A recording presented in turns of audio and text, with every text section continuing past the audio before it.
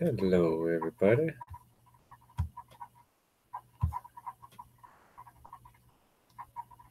I hope everybody's having a nice day. Let me move this over just a hair here.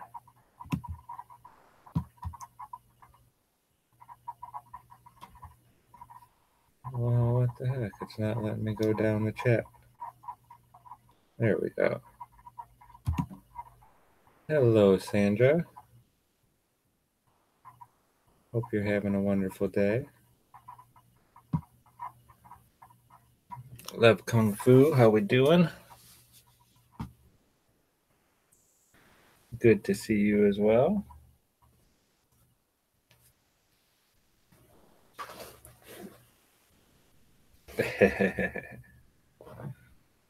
Hope y'all had a wonderful weekend.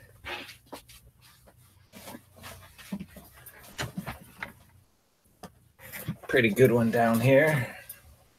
I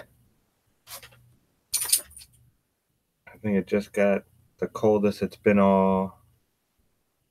It's colder right now than it was all weekend, and it's still 58 degrees, so I can't complain. I love this Central Florida weather.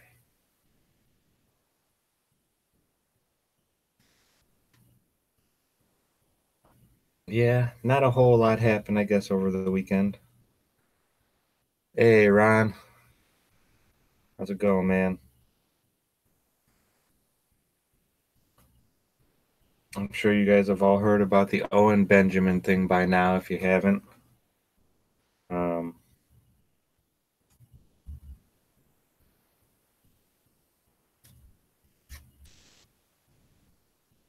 kind of with Josh Corey on this.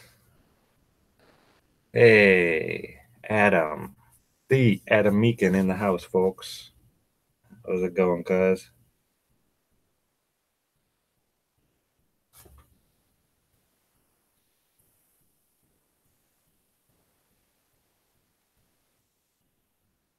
Driving to work. Yeah, the whole what's his name? Owen Benjamin? I don't know.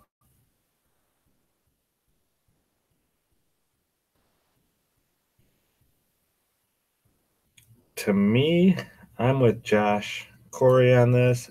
I think this has all been planned and staged. He's been talking with Eric DeBay maybe for some time, and he does. He makes a lot of money off of YouTube. Just his super chats and stuff like that.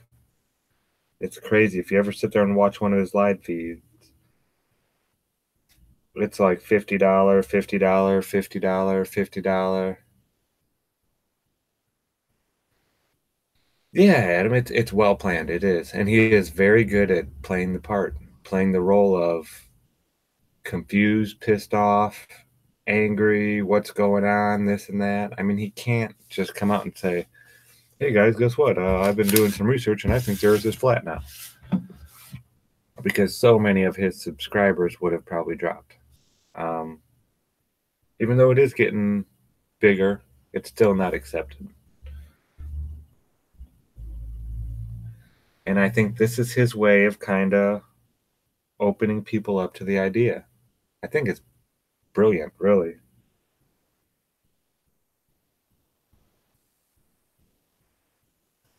And I'm not saying he's a bad actor or anything like that. I'm just saying somebody that smart and that intelligent would go about it differently. They wouldn't, I don't know.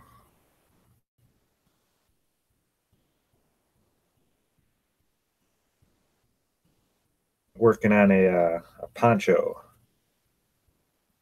now. I haven't, yeah,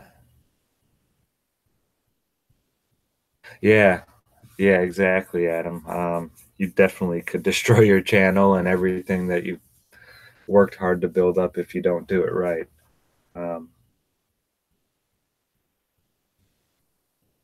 Yeah, I think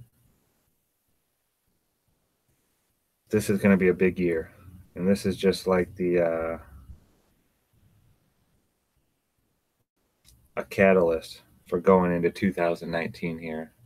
Um, he's got like 200 and something thousand subs or something like that, maybe 300,000. It's a pretty large fan base. And he's pretty well known. He was showing pictures with him and Paul McCartney, and the guy's talented. He can jam on that piano and keyboard.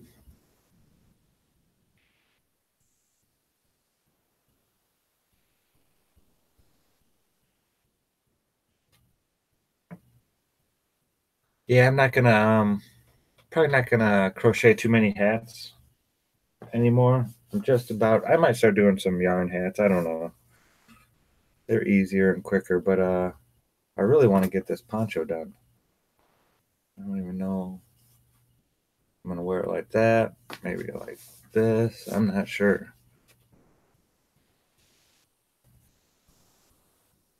I'm gonna have it like that, and then I'm gonna put a hood on it.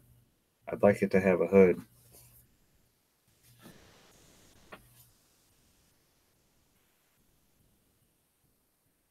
I've been working on this thing for a while. This thing has, wow, it's been at least 4 years,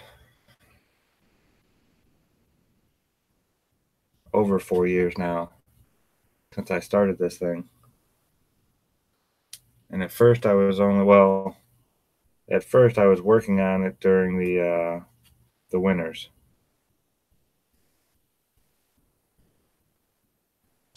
And then I started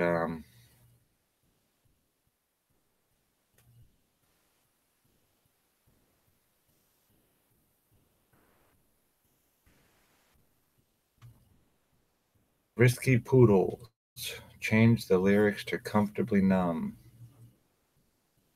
That song has some significant meaning to me. I had a friend um, by the name of Adam Mikey growing up. Yeah, his last name was Mikey.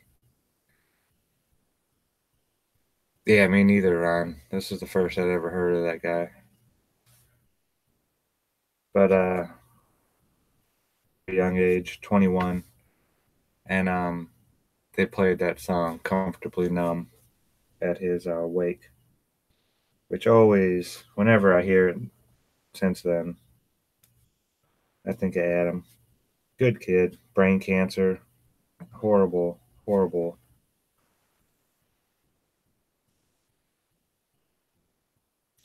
Yeah, really good guy.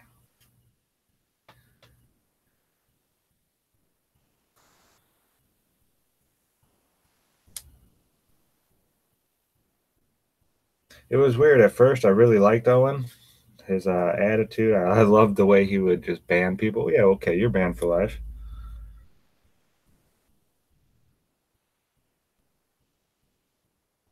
It's very magnetizing.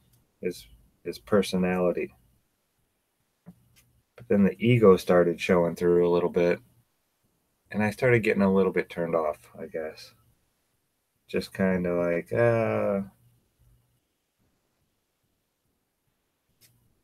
climb down off that pedestal, man. Yeah, you're very smart, but you're just a comedian.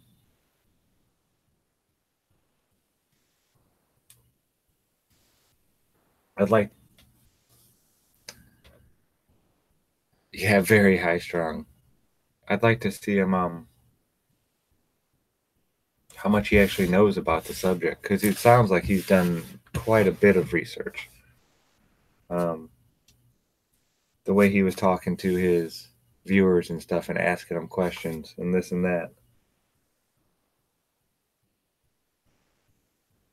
So I think it's an act, but I think it's a very well put together act. We'll say that.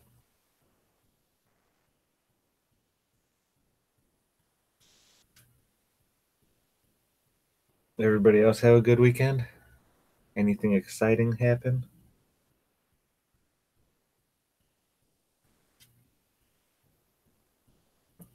Adam's little boy is so cute. Oh my goodness. He's so little, his hands are so small. They grow so fast.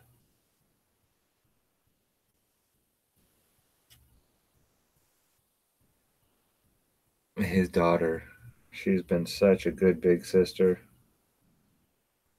4 years old. So you know it's got to be kind of hard.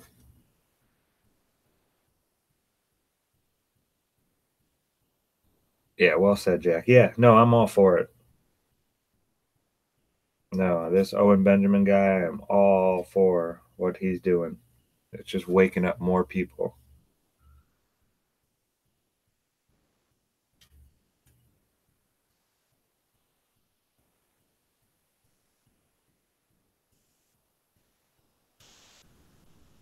It's it's hard to try to comprehend what's going to happen um, when that 100th monkey effect takes place and the tide turns.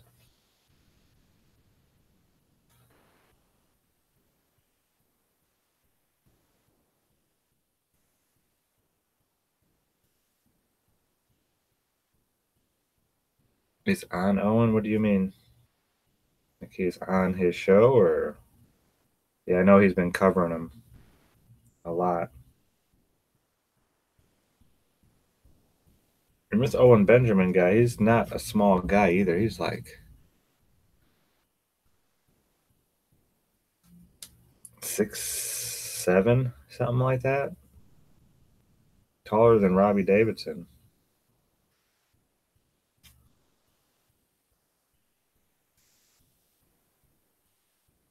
Yeah, you can barely see through the stitches.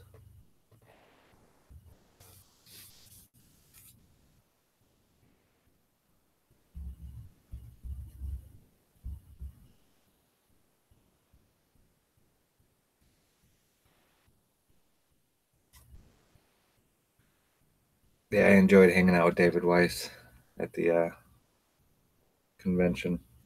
He's a funny guy.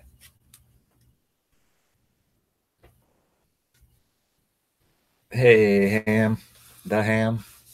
How we doing?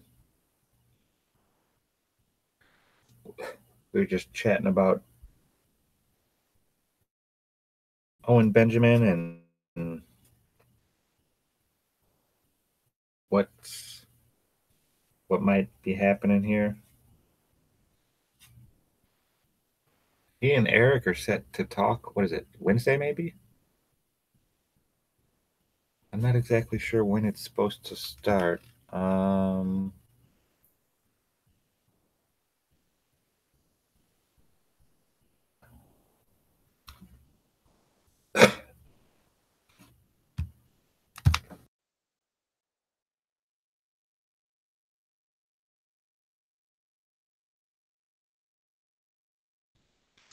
that's exactly what I was thinking, Ron. This could be the year. Some really big names start dropping. I don't know though. It's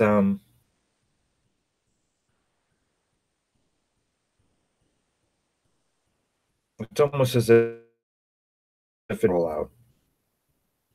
And I don't like thinking that kind of stuff, but we've seen them quaff things like that, you know, or get rid of things and just make it so you can't find things even on the internet anymore. So, I mean, with a few keystrokes, they could have made it so Flat Earth just kind of disappeared and fizzled out right at the beginning, or could have never even got started. So it makes me wonder why this is happening, why this is being allowed, and if it's not being steered and pushed.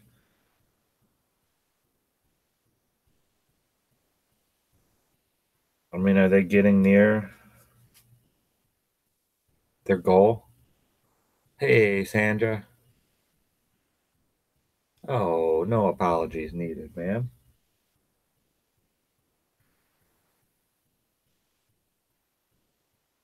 But yeah, what is Do they know something is coming?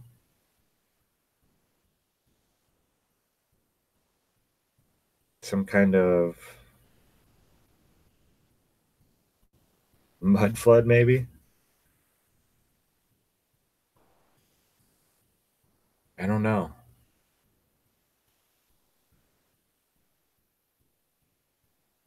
Have you guys seen that?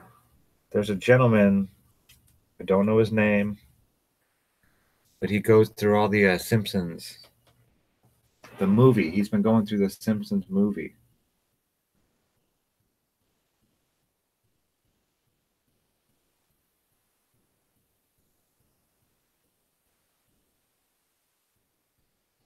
And he's been going through the Simpsons movie and looking for clues onto what they're planning.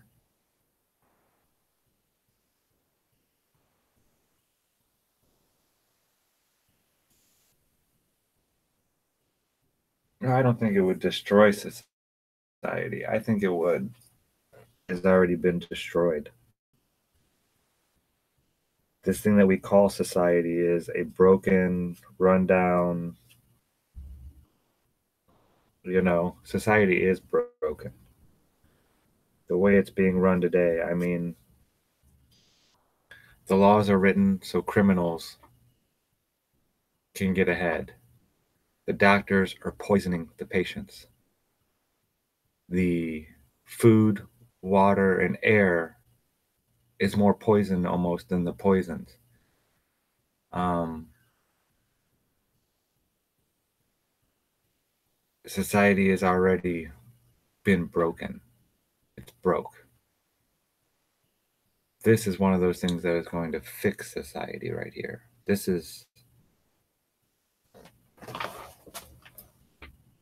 There will be liars. Yeah, the prisoners protect the walls. Great, Adam. Beautifully said.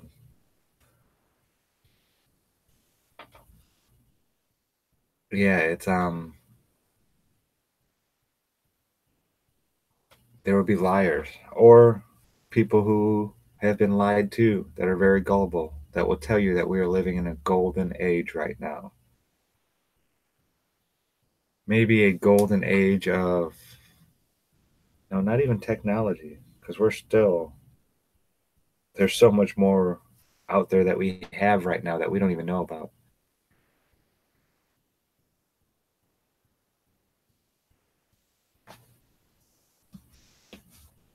Yeah, it's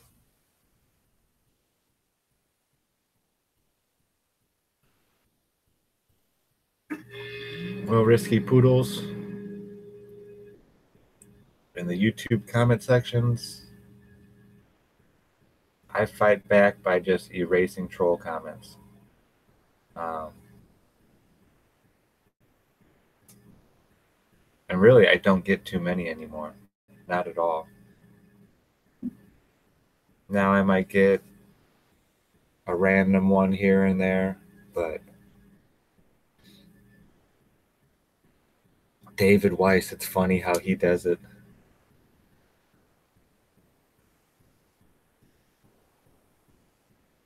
Yeah, you have to laugh at him, Sandra. But David Weiss he'll go to like ABC or NBC, one of their YouTube videos, and he'll just put, the earth is flat or something. It might even be a good solid argument, and he'll put it down there. And then he'll sit there and argue with the trolls for 380 comments, 400 comments, something like that. And they'll have big, long paragraphs that they write out. And he just writes no, or yes, or you're wrong, or something like that. And they just keep on commenting and keep on commenting and taking up all this time. And then after a few days, after it gets real big, he'll go and just erase his comment, and all those comments disappear, and then he'll just go and put it back up. That's one way you could. I mean, it, I hate saying that this is a war, but this is a war. It is, and our resources our main resource is our time here on this place. That is the main resource that you have. And if you're spending your time arguing with trolls that aren't able to even concede, they're not able to, you know, they're not interested in learning, or I'm going to run the garbage out real quick. I'm going to jump onto this one. But yeah, your time is so important. And that's what they're trying to waste and take from you.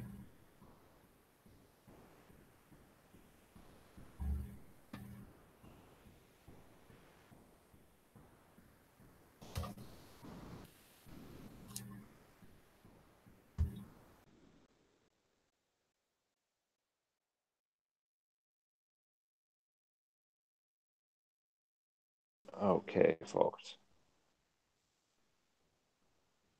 Give me one sec. And I am going to, I'll take you with me, but I'm going to run the garbage out real quick. You want to go outside, Hanker Panker? Come on, babes. Oh, you big stretching. Big stretching handsome. Oh, wow. Hi. Okay. I know. That's a good big boy. Let me jump to YouTube and see what's going on there. Yeah, this is beautiful out here. I'm in a t-shirt, pajama bottoms. Florida in the winter is my kind of place. Oops, is the garbage already out there? Oh, sweet. Oh, hi there, Hank Panker. Well, come on, Bobo Head.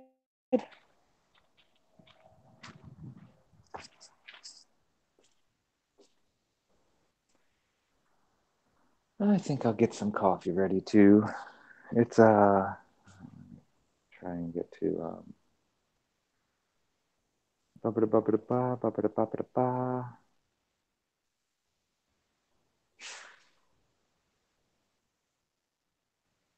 All right, Risky Poodles, take care. Thanks for dropping by. I'm gonna make some coffee.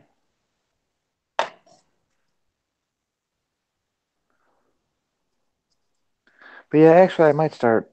No, I need to work on my poncho. I was gonna start crocheting some more yarn hats, just give away to people. But I need to finish this poncho. It's been like 5 years now.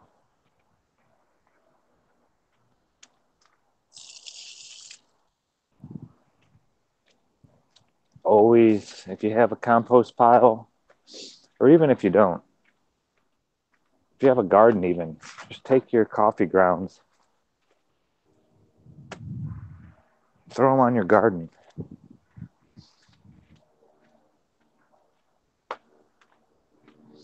Coffee grounds, orange rinds.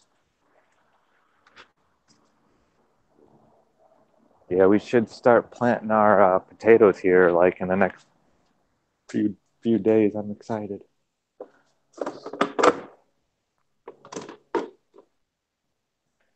And then everything else will take a little bit longer. Well, potatoes, onions, carrots we can plant.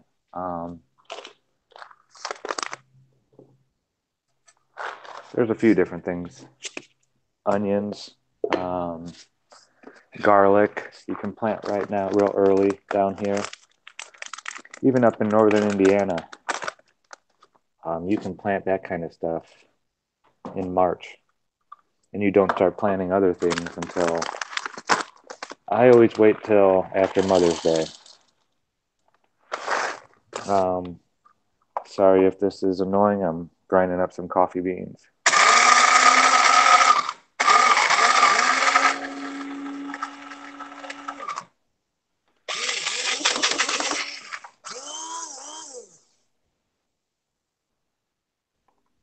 Yeah, you can start usually about May. I start planting my stuff in the ground.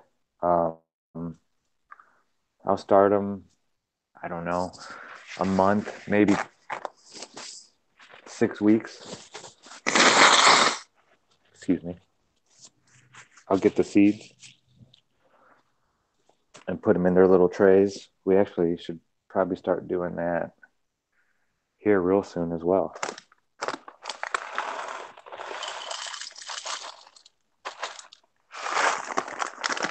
But yeah, I'm really excited to get gardening.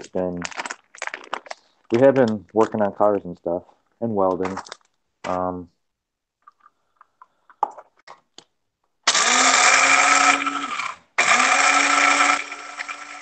Kind of taking a break from welding since the little man has gotten home. I don't know if Adam's getting enough sleep or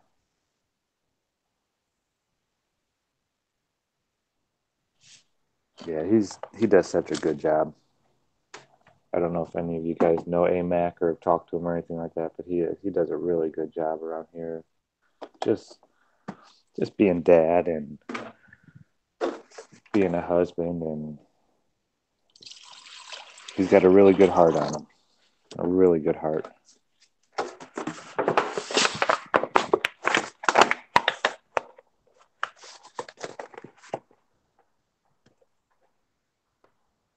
Yeah.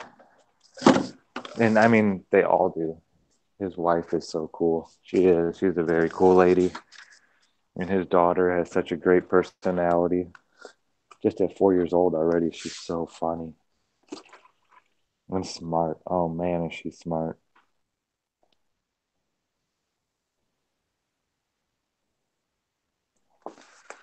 I know it's weird seeing people younger than me. I don't know. Life is funny. It really is. It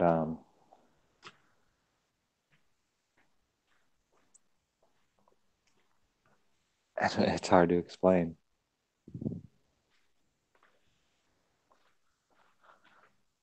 Where's Hanker Panker at? He must be outside.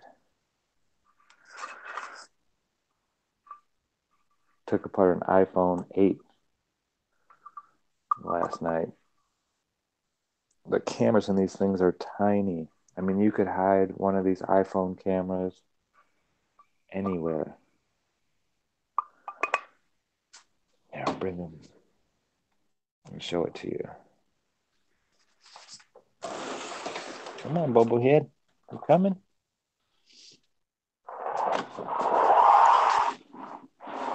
Good boy. Big handsome guy. Oh, sorry about all that, folks. But yeah, look at these cameras.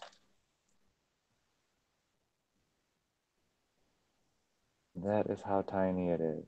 And that is the super high def nice one that goes facing out the back.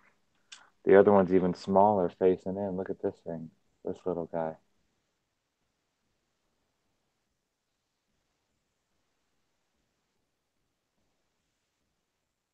Here's my fingernail. And there's the head of that camera. You could put these things in so many places.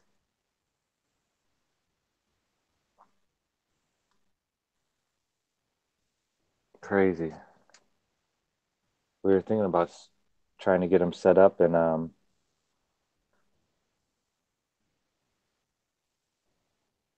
trying to use them.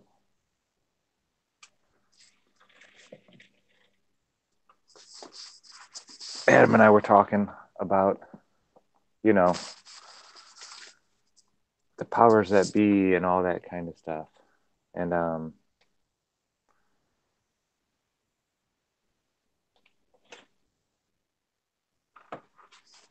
we were talking about what needs to be done first. You know, what should we do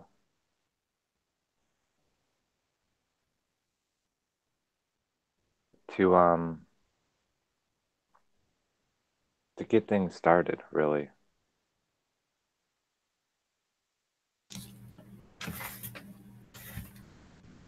And we were thinking about it, and well, this needs to be done, and that needs to be done, and this and that, and this and that. But as I was talking about earlier, this is a war. 95% of war is information, controlling information. To control information, you need a secure line, a secure way of contacting people and then being able to contact you without your enemy being able to hear you. So, how do we open up a line of communication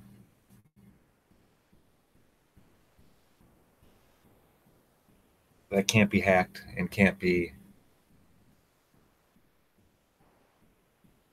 Oh, all you're seeing is my avatar right now? You should be seeing me. Ah, there we go. Thanks, Rob. Good looking out, brother. But yeah, we need lines of communication that are secure.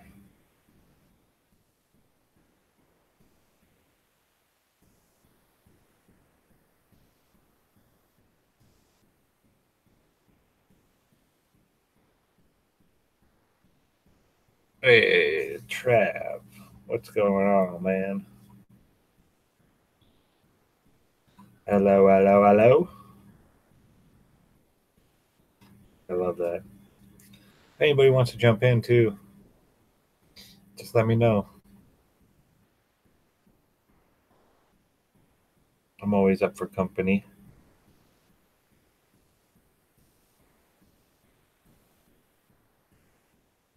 Anybody has anything they'd like to share with people? Wow, the trolls are. If I don't know if you guys, I think I see some of you in Dell's chat. Um, God, the trolls will not leave that man alone. And then they say people like Tim, Jason Carl Hornsby, I should say, aka Tim Osmond, or like P Mars. Why can't you just have a civil conversation? Blah blah blah blah blah blah. It's like, dude, you guys have given up the rights to try and have civil conversations. You don't get that opportunity anymore. Alrighty, we're gonna send Travis in.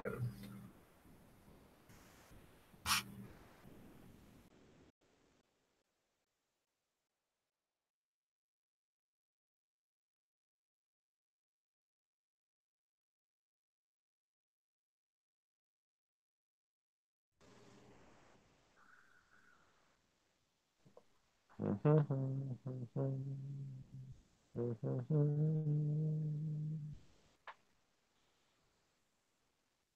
right, let me know if you got that.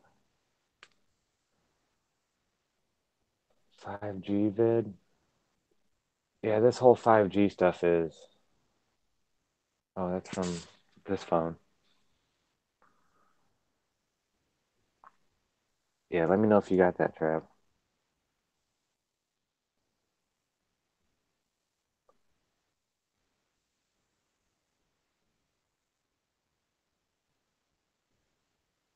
I think I sent it, but I don't know.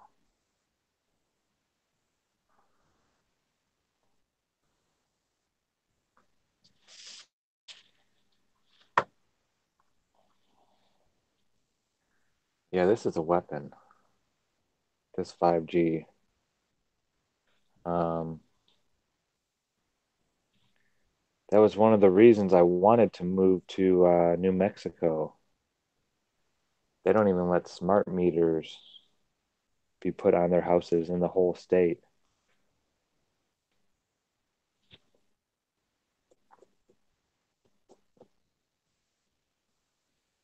Um, I sent it through Google Hangouts, I thought, but I might not have. I always forget how I do this.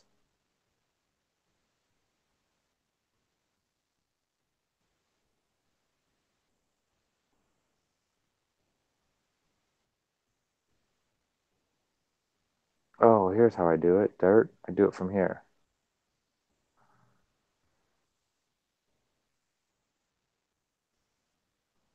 No, it says you're in the conversation. I sent it to Red Hen Radio. You want me to send it to the Plain Truth?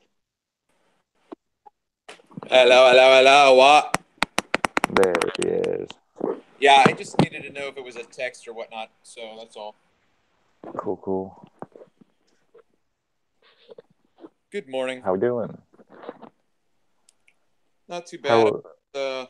Spent the whole morning processing my follow-up episode with Jason Lindgren, so Oh, cool. that file is being saved, and then I'll try to upload it at some point today, but I wasn't able to get it done this morning. Yeah. I could just publish it, but it would be all just it Like would one of have my all of videos. it would be well, you know what I mean. It would have all of the ums and the ers and the hiccups and all that kind of stuff. But man, putting that is time consuming. Very time. That's why I don't do it, man. I It's know, one of but the I think I have a scourges of my problem. life. I think I have a problem. Having to have everything perfect. No, not necessarily that, but just like I actually like doing it.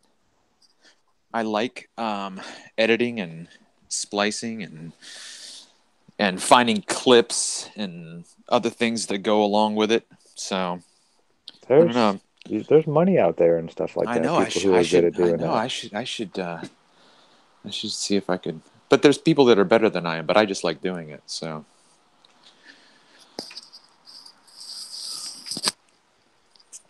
Wow, Ron Hagberg just said check your home Wi-Fi router for 5G. He got his 4 years ago. It was putting out 5G the whole time. You can turn it off in the settings. Huh. I didn't know that. Did you see that Simpsons thing? There's some people that go through the Simpsons movie like frame by frame and are still deciphering that thing. Huh. And they found something that said the attack starts January 18th, 2019. Shut up. Yeah. That's crazy, That is isn't just it? wild, man. That is just freaking wild. Oh my word. Those Simpsons movies. But it doesn't specify on who or anything like that. Right, It just yeah. says The attack attack of what? start. Right, yeah. Yeah. It's like the Oracle of Delphi. A great army will win the battle. But she's so ambiguous. You don't even know which Yeah. army she's talking about. Oh, that's good stuff. Yeah, So how are it's your nerves? Calming down a little bit?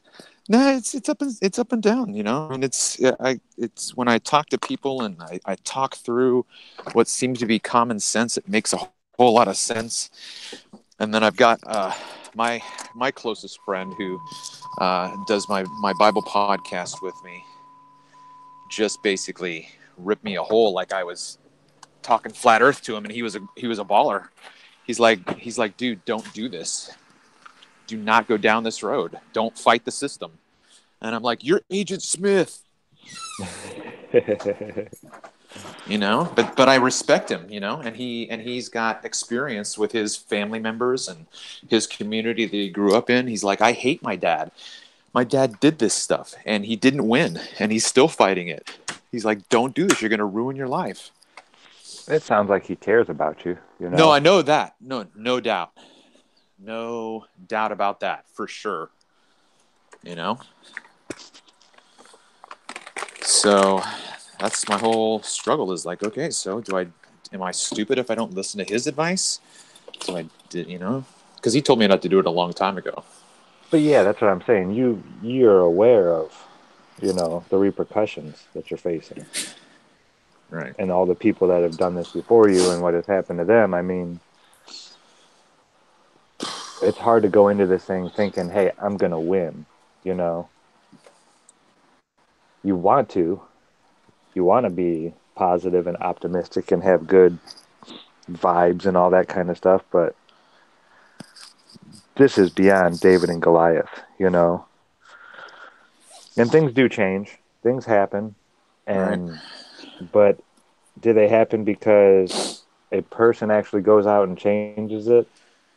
Or is that person selected to be the one to change it by people who are in control? That's one of my questions too.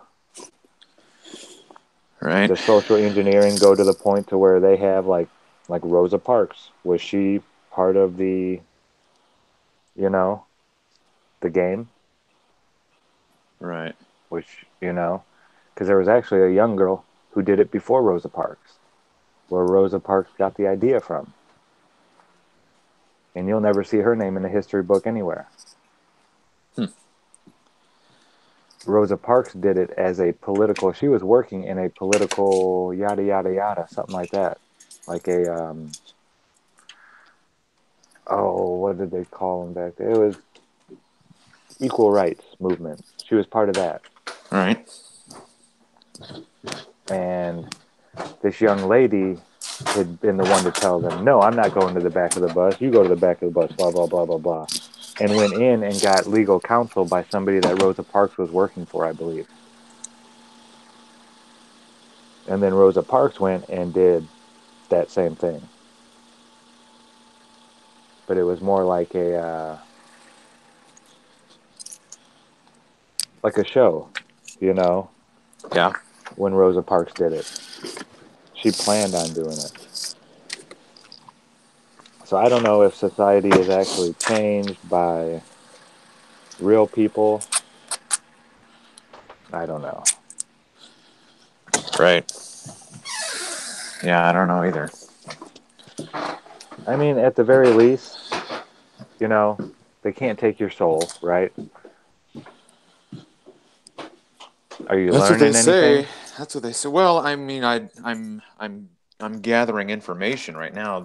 I mean, I did learn from my experience with my previous court trial, where I dropped the ball and where I wasn't consistent in my argumentation, and it's easy to see how I could have established a more poignant uh, display of the judges giving me an unfair trial, where he basically says, "I agree with the state." You know, I I didn't want to be held in contempt, so, and I'd never been there, so, you know. But I would, one of my argumentations would have been at that point, you know, is it possible for me to even have a fair trial, because the prosecutor belongs to the state, the cop belongs to the state, and you belong to the state. So how's this going to be a fair trial? Motion to dismiss. You know, That, yeah, there's different ways of going at it, and so it was just a whirlwind. It was just a whirlwind. So yeah, I mean, I did learn a lot, and like I said, I've got information that I got from Isa. I've got information that I got from another two sources, and it just makes sense. It just makes sense that it's not like you're going to try to beat the system per se, although working within the system, if you don't know, you know, it's like a professional kayaker going down a class 4 river. If you jump in and you don't know squat, you're going to die, yeah. you know. But this guy, he can dance on the water like it's nothing. He's like, woohoo, this is awesome. And you're like, I'm going to die. I am going to die. You know, so I think it's all a matter of simply knowing how to, how to jump in that water and use everything that you can see. Being able to Um, maneuver. yeah, being able to read the rapids and read the water and all that kind of stuff. So Yeah, it's not like a black and white, these are the words you have to say, and this is because there is the judge's discretion that comes well, into but you play. if yeah, right. So if you think about it, right, if you think about if you and I had a conflict that we couldn't resolve and we went to the court system, the judge wouldn't have necessarily or shouldn't, right? He should be impartial. He should listen to this side and listen to that side, and then, well, I don't even know, because see, I don't even know about the court system per se. It's like, because you could still be, you should never.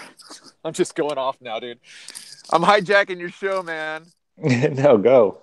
So, you should never have a judge even arbitrate between two parties, because there could be something about the judge that inclines him to your opponent.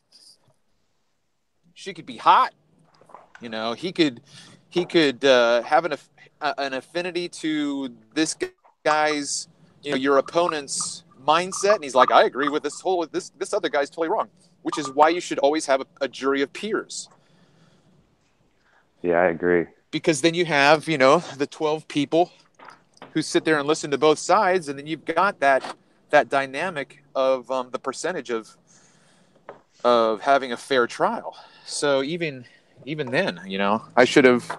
Well, so all that to say, if you and I had a civil disagreement that we had to have resolved by the help of our peers,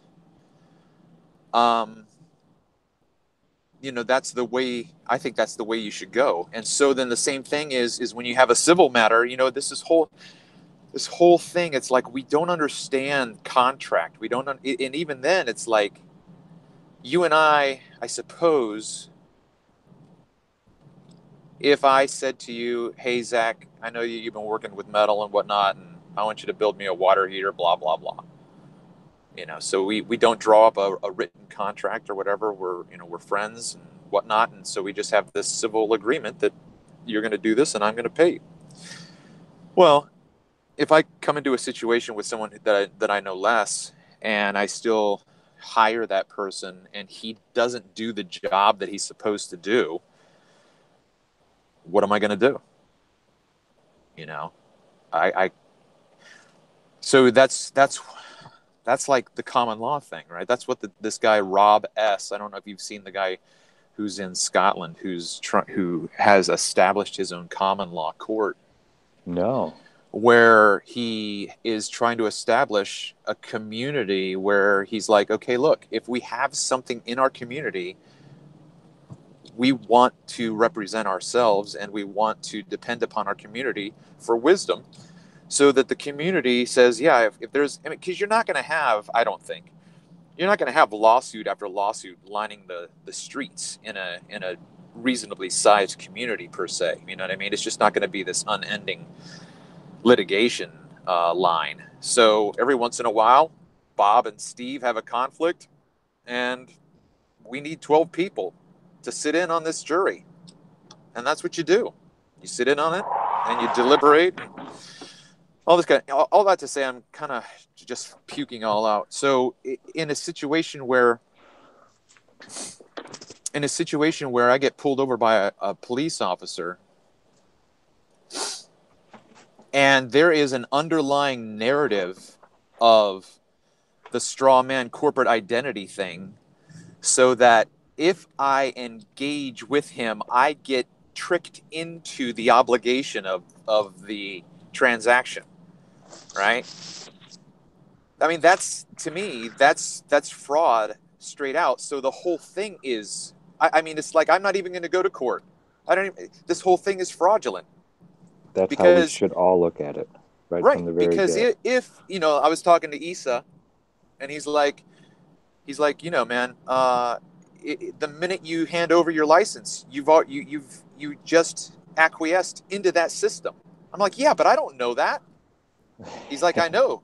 He's like, they know you don't know that, and so it's that's not the way it should be. So the whole thing then goes back. What you have to, from what I'm gathering, is you take a step to undo that contract somehow, and I don't have the words for it, but I guess the way that I could say it is that you file a counterclaim, so that instead of the police officer giving you a citation, which in and of itself is a claim against you for damages, right? Because I have to pay the state now XYZ amount of money.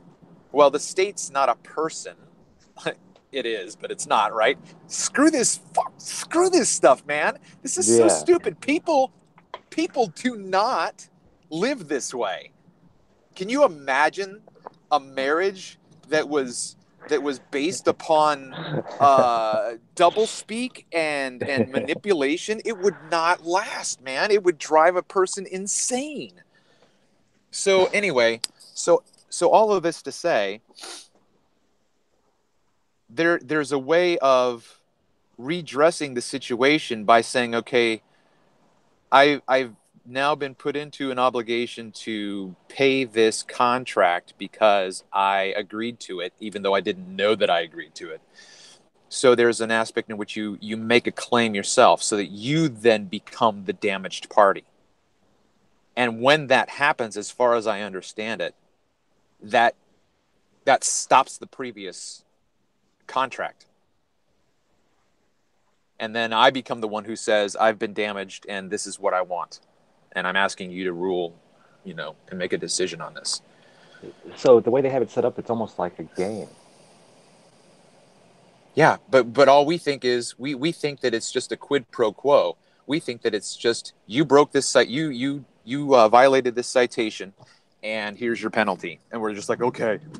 Yeah. So when I was first looking into the Mark Stevens stuff, and they were saying, well, and it was really frustrating. I because there's certain people that know enough information and they think that you know it, and then when you don't know it, you either feel incompetent or they think that you're incompetent. So either way, but so they were walking me through, because I called in and was asking questions, not to Mark Stevens, but he has a Skype group and a Discord group where people are available a lot of the time, and then they'll answer your questions, or they'll do role play with you and stuff. So I called in, and they said, "So, well, tell us about your situation." So I said, the citation says you can pay the fine, you can waive a right to a hearing, or whatever. There's three things. And they're like, so why didn't you do number 4? I'm like, there's no number 4 on the piece of paper. They're like, yeah, but there is a number 4. You just don't know it. So what's number 4? It's just simply to file a motion to dismiss. You can start paperwork where you start a paper trail of your appealing for common sense and justice. So, for instance, if I were we shouldn't have to do that, though, I know, dude. That's what I'm saying. Which is why I just want to go. So is this what lawyers actually do all day when the super rich people mess up? Do they just go hand it to their lawyer, and their lawyer starts this process right here? Right. But see, even to a certain extent, even if because they're all on the same team. They're all on the same team. So they all get paid by the state, by us. We all pay their bills. So it doesn't really matter if they go, oh, you know what? Listen, we don't even have to go to trial. Why don't you just pay $30? We're still paying, right? So it just depends on how much we pay. And so when I went into my trial, before the trial, the prosecutor said, look, you can settle right now, but just pay $75. The bill, that's the lowest the bill is. The highest is $115. And, I'm making you an offer for $75. I'm like, nope, I'm not going to take it. And, but so that's the whole thing. So if you go into, this is all a part of it. I'm mixing my metaphors now. So if you go into a clothing store and you see a jacket that's like $150, it's later and it's down to 10. Haven't you ever thought, why didn't you just sell it for 10 to begin with? If you can sell it for 10 right now, you could have sold it for 10 the entire time. Why make me wait 2 weeks and then mark it down or whatever? So that's the whole idea in terms of the equity of the action, I suppose, that if you go in and they're like, okay, look, we'll just knock this down. We'll just go ahead, you just pay 30. It's like, well, why did you do that to begin with, or whatever? You know, why is this a freaking shell game and whatnot? But it's a shell game because it's a power trip. You know, it's control, it's manipulation, and when you gaslight someone and you pull it over and they go out for beers later on, you go, did you see that woman, man? She was in tears. We had her in tears, man. That was awesome. Another round for yeah. And so, like, when I'm talking to you, I'm even, now I'm even more bolstered. I'm like, yeah, I am not going to let this go. I'm not going to let this go. But I got to find a way to do it in a respectful way, in a way that's calm, respectful. That's within the that's parameters honorable. of the game. Right. Yeah. I'm not trying to pull one over on you. I'm just not.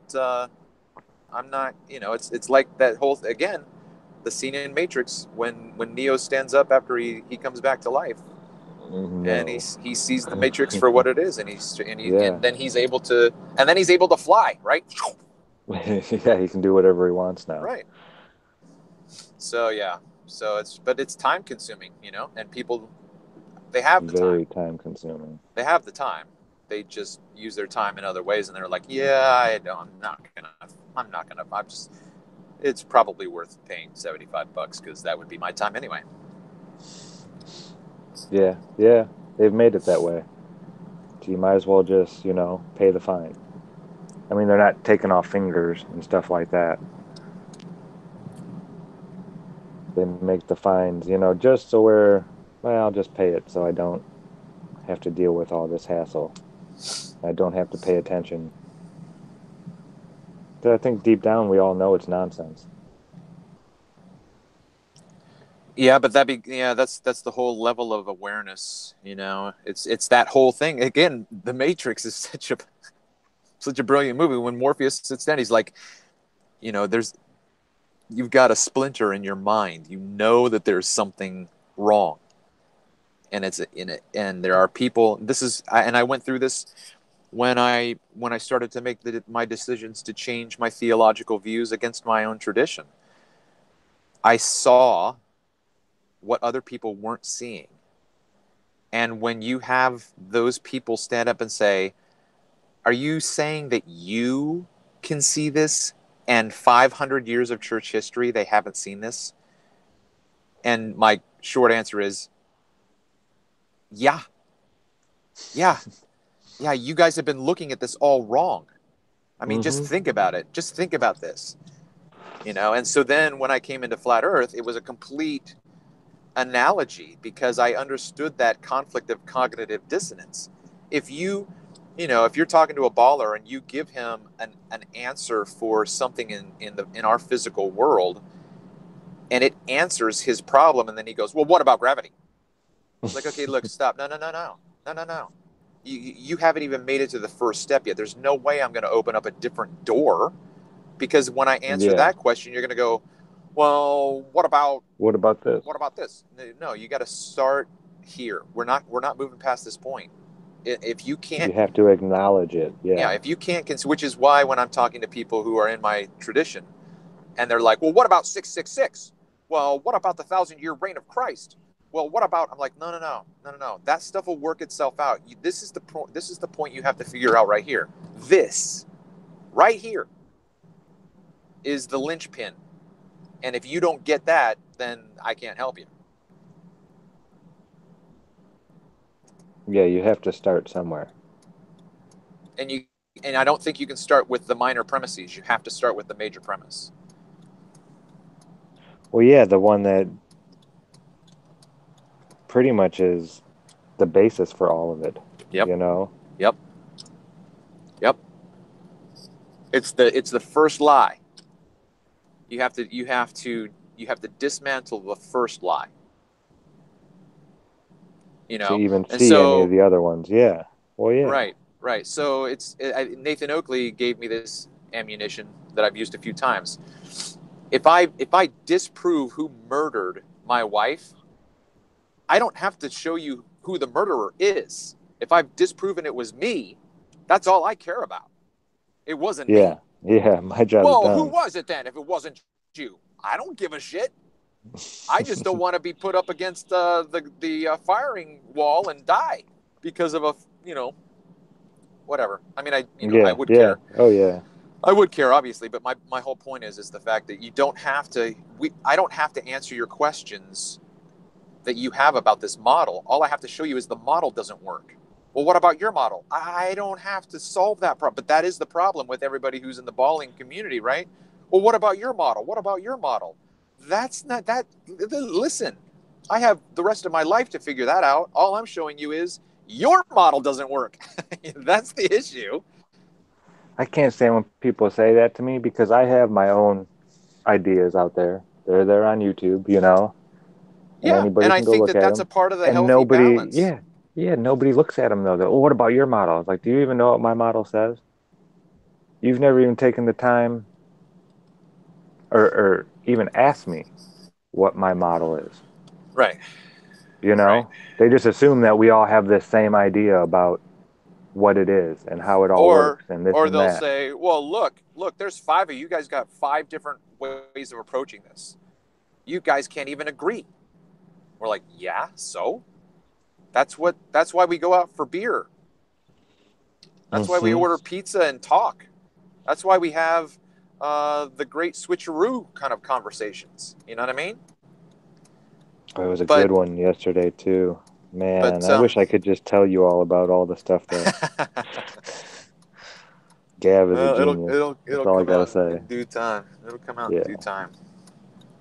He gave me my homework for the week Yeah. to study. Yeah. Yep. There's so much to learn about how we see in the eye and all this kind of stuff that it would take a lifetime probably. Well, what's interesting to me, I've got to push pause in a minute because I'm going to go in and get my paperwork for work. But what's interesting to me is that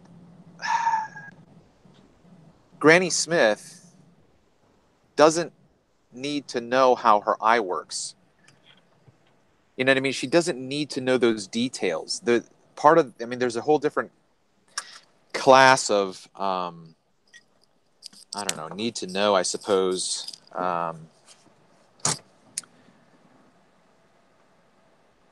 I guess part of what I'm thinking is the reason why we're having this discussion is because it affects the greater discussion of the model of our world. So there's an end goal in understanding the dynamics of the eye. Otherwise, the only people who want to care about that are uh, ophthalmologists who geek out on that stuff.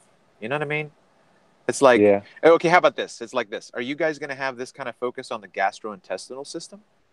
No. I No, doubt it. no. Right? So there's a particular catalyst that's driving this besides just geeking out on Yeah, the technical human eye. information. Yeah, Yeah. right, right, right.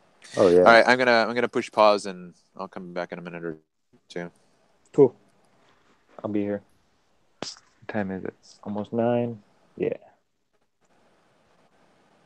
Well, howdy, everybody. Rich, Nora, Roy, if you're still there. Hello, everybody. I just didn't want to interrupt Travis while he was chatting there. Hope you're all having a wonderful day, this moon day.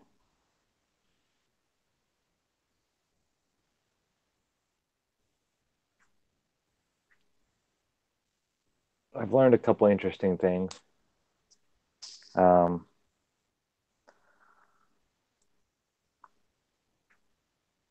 about how many months are in a year. Somebody was telling me that there used to be 10. Um, there used to only be 10 months in the year. And July and August were put in for Julius Caesar and Augustus Caesar.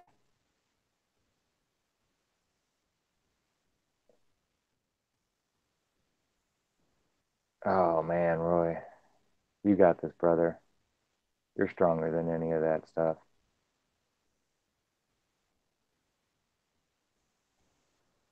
Yeah, everybody sent some good vibes over Roy's way. Um, he's putting up a good fight. And any good vibrations we could send his way, I'm sure. He's in northern Indiana, if that helps at all for directional purposes.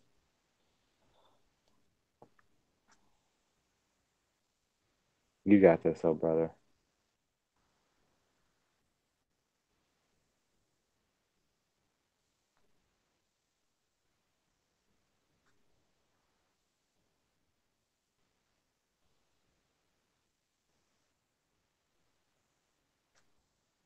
But if you think about the 10 months in the year,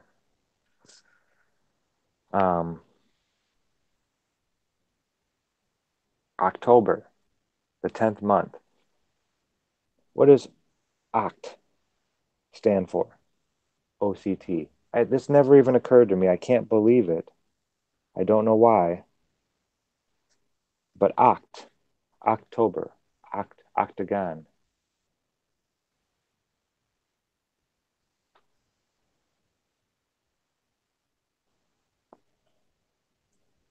Well, I know you're attacking it from all fronts, I'm sure, Roy, which is a lot more than most people do.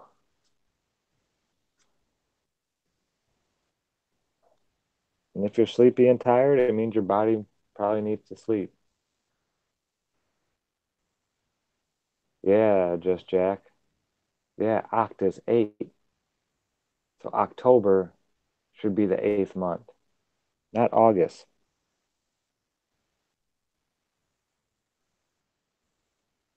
December should be the 10th month. Was it you, just Jack, that taught me that?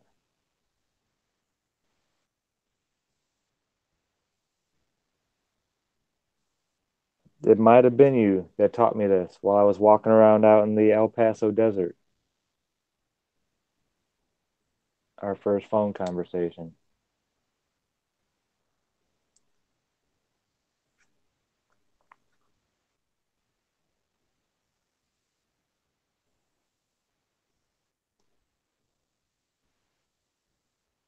Yeah, it's amazing.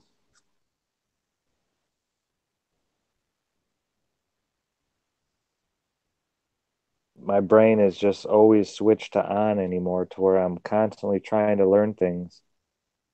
And I don't even remember who I learned half the stuff from.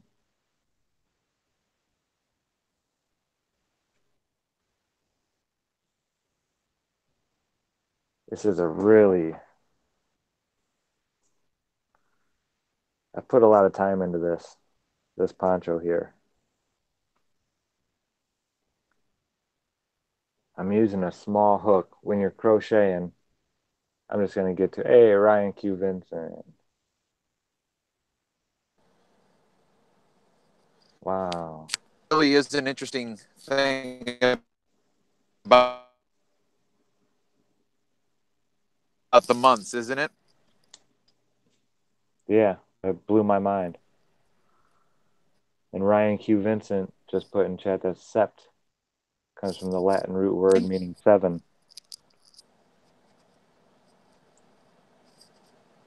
Yeah, isn't it? Hepta, secta, septa, something like that. 5, 6, 7.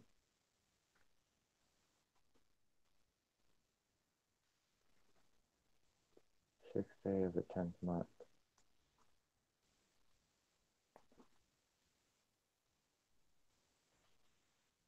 Roman 8th month. No January and February in old Roman calendars.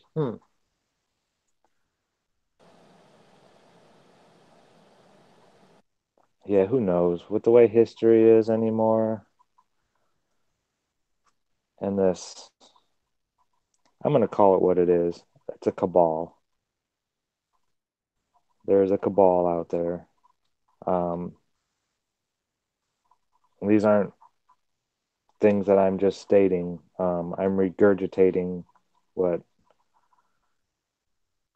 one of the past presidents of the United States, who was supposedly assassinated. I don't know. You know how all of this goes. But JFK, he came out and said secret societies are pretty much in control of everything. And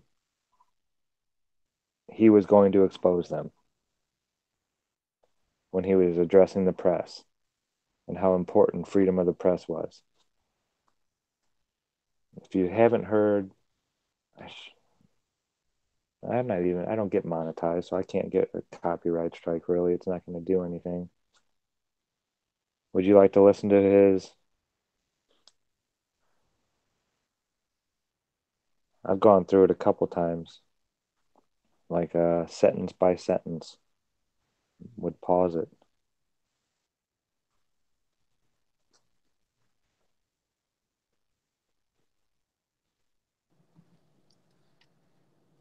Well, that's like one of those epistemological hiccups, right?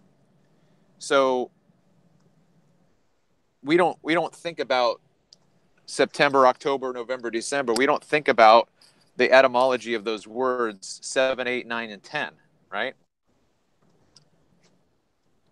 Yeah, I never did. But it has meaning. That's why we use words, you know.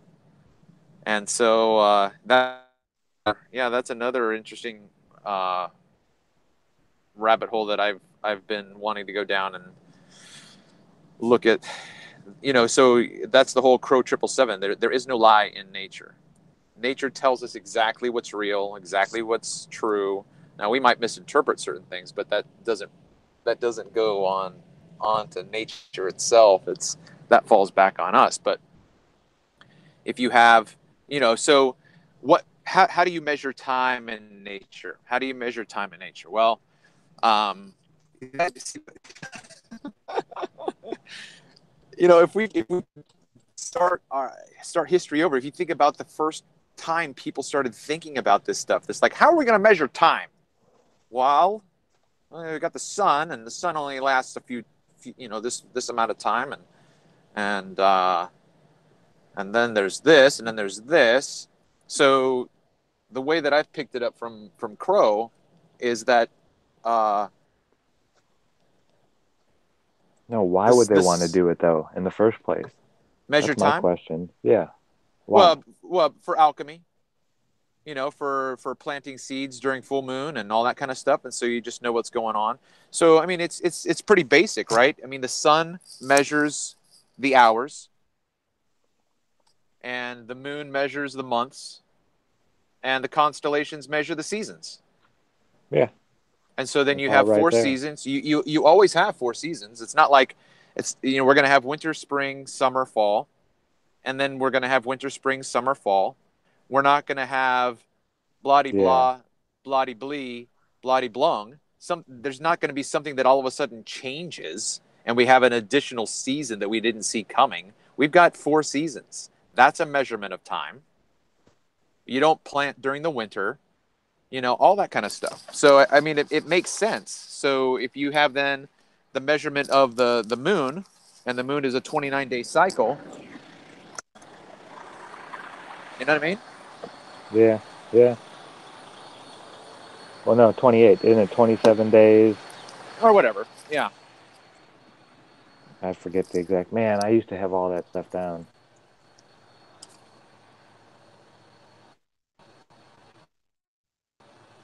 So what do you All right. think about the Book of Enoch? Oh, you No, writing in? I'm still listening. I'm just not going to talk. Go ahead. I No, God, it's been a while since I've even gone over the Book of Enoch, but aren't there seven stars according to the Book of Enoch that did not act in the sky as they were supposed to, and they moved out of turn and God had sent them to this place near where heaven met earth, and it was a dark black place void of light where these seven stars had to remain, like in that was their jail almost. Have you heard any of that?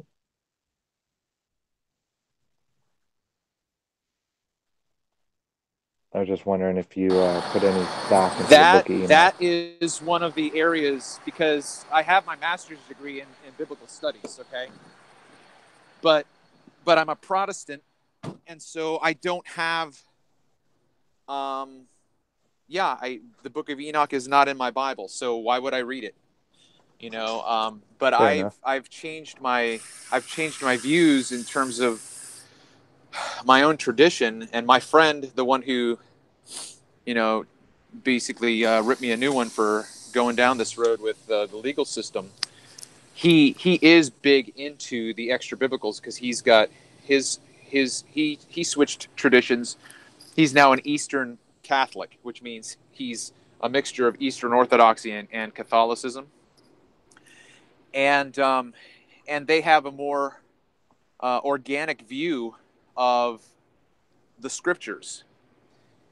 And so he's helped me loosen up in those areas where, my tradition, if they knew that I was going down this road, they're like, see, we were right to kick him out. Look where he's going. But that's something that I want to look into. But I want to say this, that the Book of Enoch is written in the same culture and mindset as the Bible, the Old Testament and the New Testament. And so we have to consider, hold on.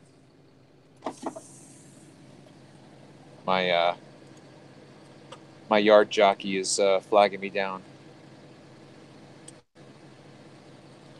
Thanks. Appreciate it. So we have to consider that. We have to consider the nature of the literature.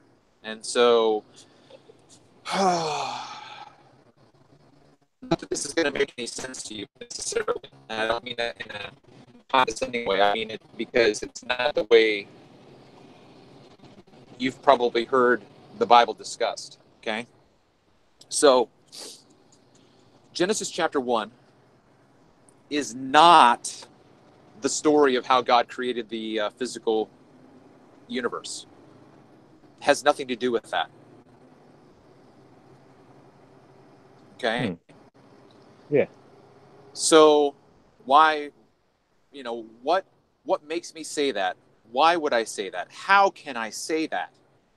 And in my podcast where I've walked through this way to interpret the Bible. Now, okay, listen, even if you're not religious, you should be interested in what I'm saying because it's absolutely fascinating as literature, okay? Just even as literature, okay? So one of my early teachers in this arena described interpreting the Bible this way. Think of Beethoven's Fifth. Bum, bum, bum, bum. Mm-hmm. Bum, bum, bum, bum. Right? Mm-hmm. Well, throughout the rest of that symphony, those notes get played over and over and over again. They get reversed. They get slowed down. They get sped up. But if you don't know how to listen to music, you might enjoy the Fifth, but you're not going to understand it. Right? Yeah, okay, I get that. Okay? Same thing with the Bible. Same thing with the Bible. Genesis is the bum, bum, bum, bum. And then all throughout the rest of the Bible, you get that message again and again and again. But you get it upside down, you get it halfway, you get it you get it broken down, you get it rebuilt back up. But that is the key for you to understand the book of Revelation. So that if you don't know Genesis 1, you're going to not know the book of Revelation, which is why it drives me nuts, and I'm making such a campaign in the flat Earth community with Christians who say we're in the end times. This is proof, and got some nut job. I'm not gonna name him, but he's absolutely insane. He's absolutely off his rocker because he interprets the dragon in the Book of Revelation as SpaceX rockets. This is the dragon. Look, it goes up into heaven and it's got fire and blah blah blah. I'm like, dude, please stop. Please, you are the reason why people shouldn't have a Bible. You're a 6-year-old playing with an AK-47. Yeah. You have no idea what you have. You don't know what you're doing. And listen, that's not condescending. Okay? You have to be trained. You know, you have to be shown this is how you understand this. This is what this means. And I so this is the way I said it in my podcast too. Imagine if you went to the gym and you are lifting something that's going to hurt you, or you're not doing it the right way. And a trainer comes up and says, "Hey, you mind if I show you something?"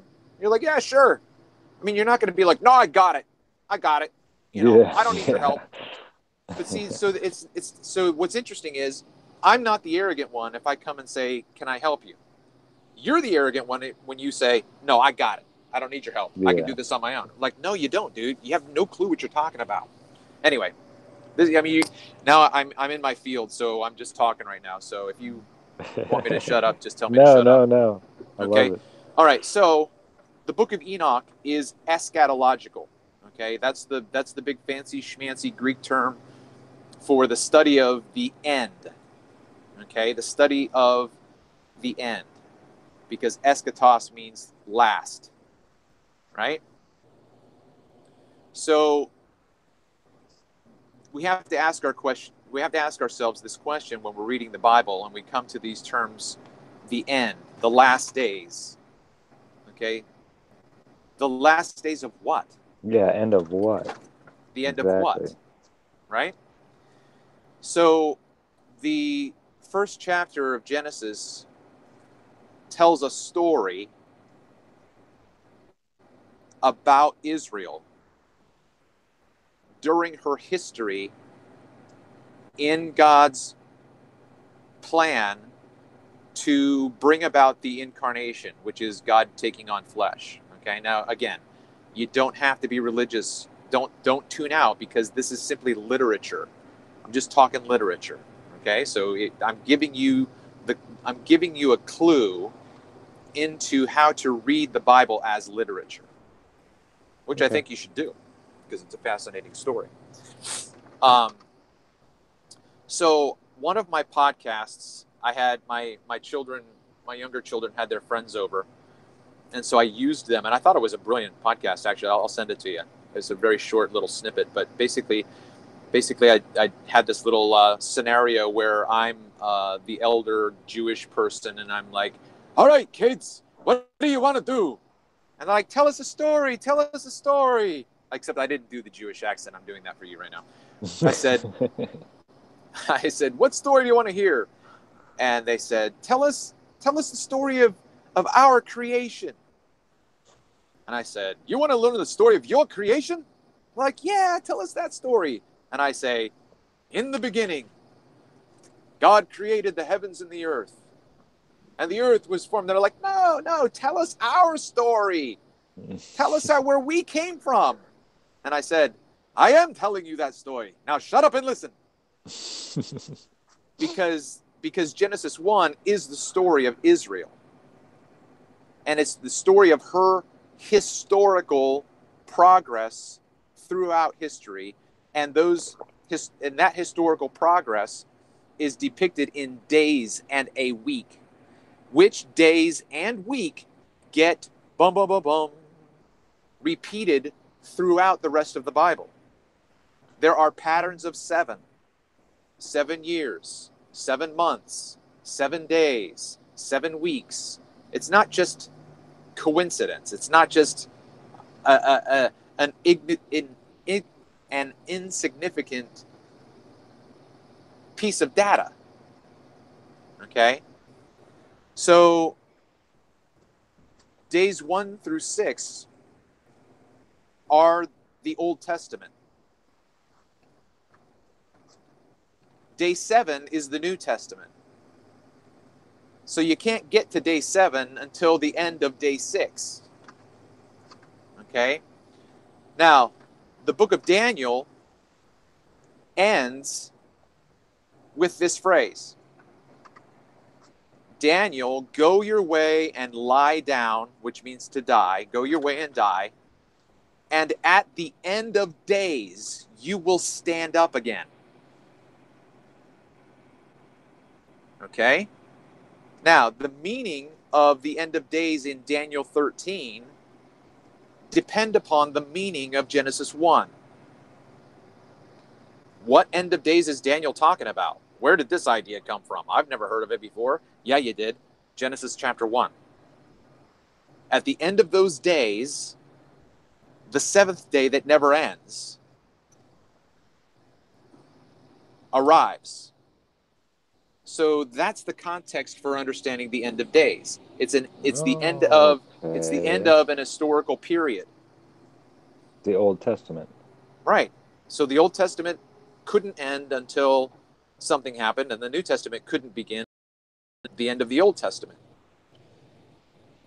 So, but that when people don't understand that and they can't get their minds around it, it's like talking. I mean, again, I'm not trying to be arrogant. I get it. I get what you're saying now about the guy with the book that's just out there screaming certain lines without understanding any of it. Right. Cherry picking, pretty much. Yeah. So, yeah, and it's absolutely fascinating. It's absolutely fascinating, because you have in biblical interpretation, you can't just say, I think that this is what this means, because the text itself tells you what it means.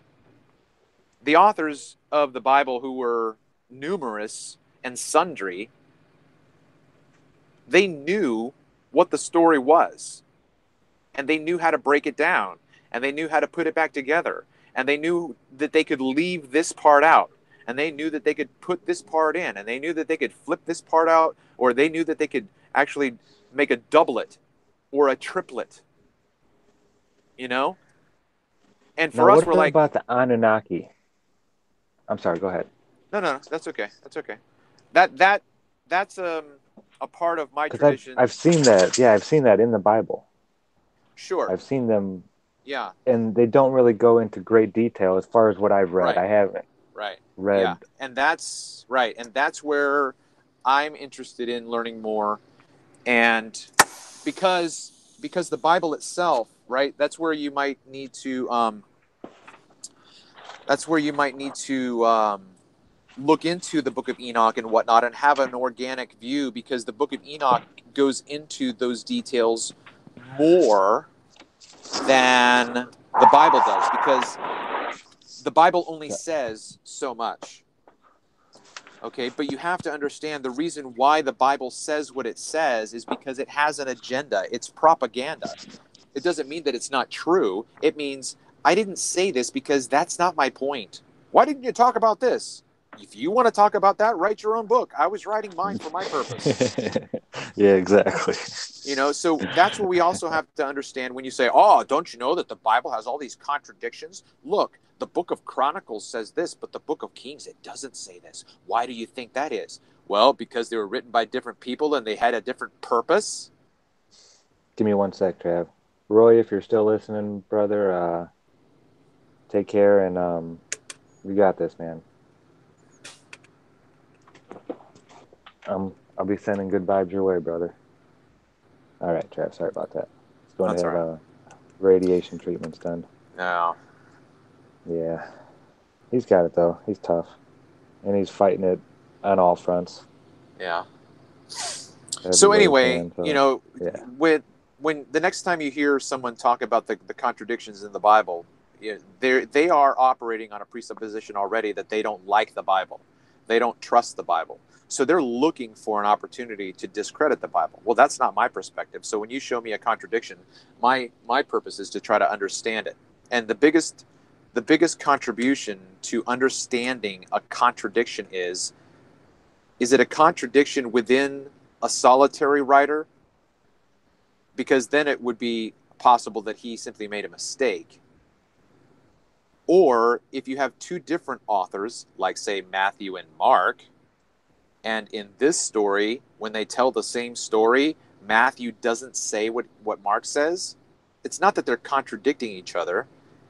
It's that Matthew has a completely different theme. And he says what he says because he's writing his story. And Mark is writing his story. You know, so Matthew and Luke are the only two gospels that have a birth narrative. Well, does that then discredit Mark and John? They didn't tell us the story of Jesus' birth. So that's because that wasn't their purpose.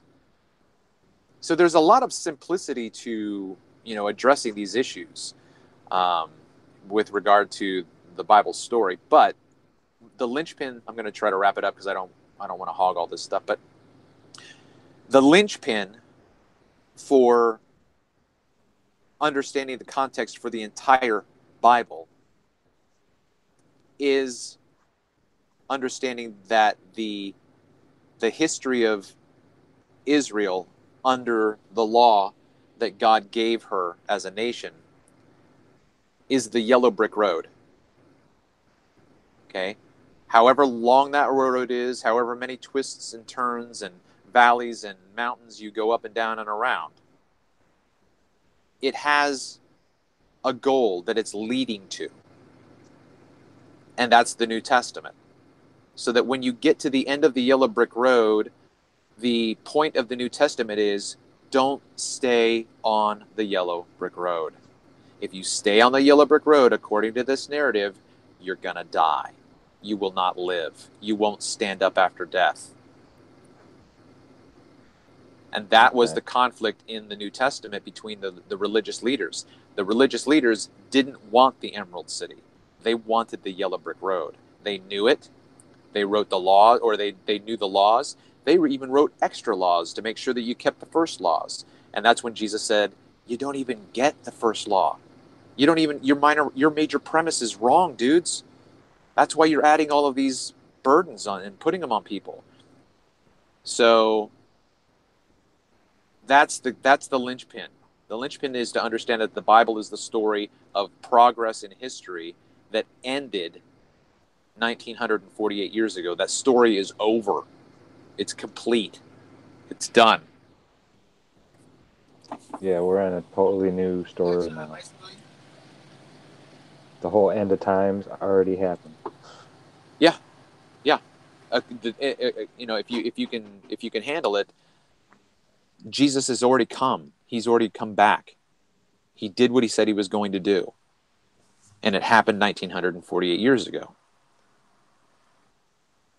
which was all the end days, last days, end times. You know, the Battle of Armageddon, all that stuff. It's done with. It's over. That's why I know that SpaceX isn't the Dragon. You dropping off at E50? I mean E49 and picking up E50. Thanks.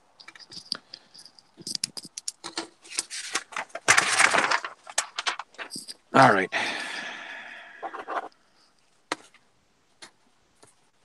I geeked out. Yeah, thank you. You take off the top paper so they can sign it? Oh, okay, you did. Yeah, I got it. Oh, wow. Thanks, man. No, I could listen to that kind of stuff all day long. Because that kind of stuff, it puts everything into a better point of view. Yeah. You know? And the way that my friend puts it is that Christians have a magic book. That is, they want to be able to open the Bible and say, okay, what does this say to me today? I need to know what to do today. What is God today? How about do no harm and love your neighbor? How about that? Just do that. You know what I mean? Mm-hmm. And so when that's like, you know, my my children hate it when I give analogies, but that's like letting a, I don't even know. It's like giving a Stradivarius to a 9-year-old that just wants to pluck the strings. You know, so it's so much more than that. Don't you want to learn how to? Nope, I just want to pluck this. I just want to find out what I'm supposed to do today. Just gonna read this Bible verse. That doesn't say anything. I don't know. I don't even read the book of Leviticus because there's nothing in there for me. It's like, no, you don't know how to play the freaking violin, man. Learn how to play the violin, and you will be like making music. You can start making your own music.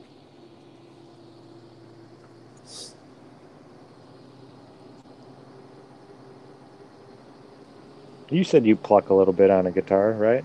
Yes. But it's in the closet. It's in the closet. Yeah. I've tried. I'm lazy, man. I'm like 5 minutes. I'm like, okay, I can't do this. This is too hard. Yeah, I don't know. After you put the time in, it's like riding a bike part. And it was so cool because it had been a while since I had played. And really played. And the last couple years, since I got into Flat Earth, I barely played guitar anymore compared to what I used to do. I used to do an hour a day every day. I did that for about 11 years. Some days it was like, 3-4 hours just jamming. But as I'm sitting here playing my guitar, even now, um, like last night, songs that I had remembered or made up, songs that like you said, you can make music. I've made all kinds of music. And it's not like you're making it up for the first time. All music has been done before. It's impossible to, you know, arrange these notes in a different way that haven't been done. There's only so many notes and there's only so many ways to play them. Music has been around for a long time. But you can add your own little things. And if you've never heard that person play that before or anything like that, then you kind of are, creating music. And I've created a lot of music. And it's weird because I'll be sitting here playing and all of a sudden like one of them will come back to me. I'll run my fingers over the guitar a certain way or I'll play a note a certain way. And it's like, wait a minute, didn't I do? And then I'll just start doing. And then it's like muscle memory. It just all starts coming back to you to where you don't even have to think about it once it starts going. It really is like riding a bike. That muscle memory that your fingers and your hands, things that they can remember how to do. Your brain doesn't even have to really process it. They just do it automatic. Like when I play Sweet Home Alabama, I don't know. I don't think about how my fingers are doing it anymore. The that part, it just does it. I don't, there is no, my brain isn't even turned on to the idea that that's happening.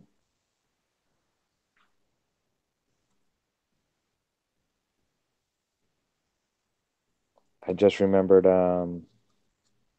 Marshall Tucker Band. I don't know the name of the song. I don't think it's called Can't You See. You know what song I'm talking about? Can't you see? Can't you see what that woman she been doing to me? I love that song. That was one that me, my stepdad, my little brother used to jam to all the time. I'd play harmonica. Gonna climb a mountain, the highest mountain. Jump Jump off. off. Nobody gonna know. Yeah. Yeah, it was funny when you were talking, when you said Marshall Tucker, I'm like, can't you see? But if there was one song that I could learn how to play the opening lick, it would be Amy by Pure Prairie League. Don't think I know it. I'm sure you would once you hear it, but yeah, because the song is Amy, what you wanna Okay, do? yeah, 100 Yeah, times, 1,000 yeah. times. So they've got a great opening lick. Stay with you for a while, make longer if I do. Oh, that boom, boom, ba-doom, boom, boom, boom, boom, ba-doom, boom, ba-doom. Is that how it goes? Or is that am I doing CCR? Oh, now it's time. I don't know the words though. See, that's one thing. God, I need like 1,000 hours, a couple 1,000 hour days where I wouldn't have to sleep. There'd be so much that I'd like to do with just going through music, all the old songs that I used to sing, but can't, don't know the words to, or know the words but never thought of what they were actually saying.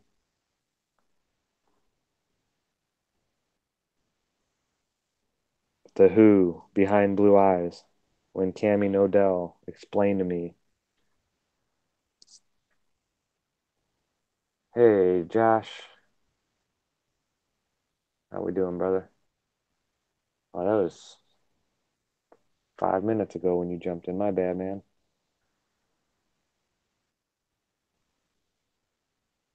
Yeah, I forgot what I was saying.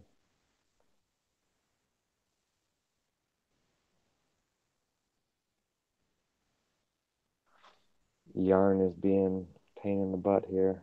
Come on, baby.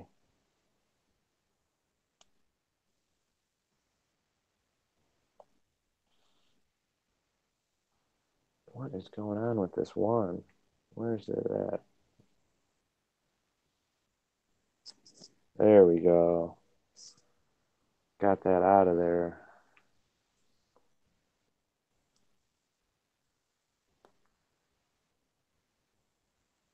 Got my walking stick pretty much almost all done.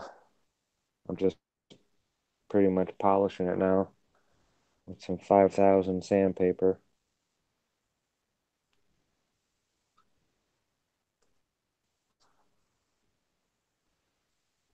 It's looking pretty.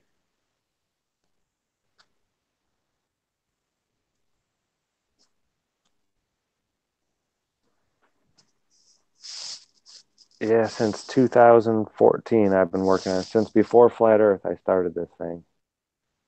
And you can see how much I've got done since Flat Earth started. I've probably worked on it maybe like 5 hours since Flat Earth started. Maybe.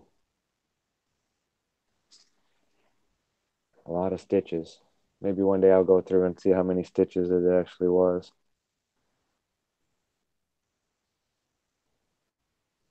I always wanted an outlaw Josie Wales poncho, but I wanted to make it myself. Something about making things yourself. I don't know what it is.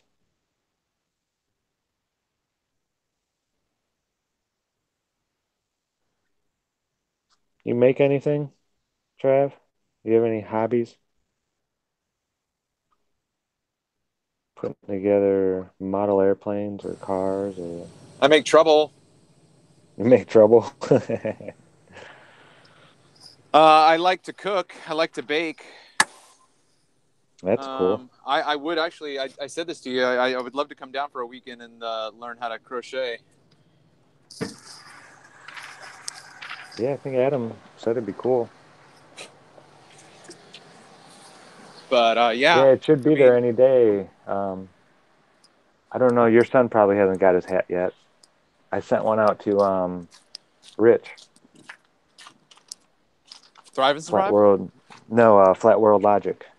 Oh, He's in chat right now. Yeah, he okay. got an all black one. But I sent it out when I sent out your son's. I think that was Friday. I'm not sure. Yeah, it should be there any day. Okay.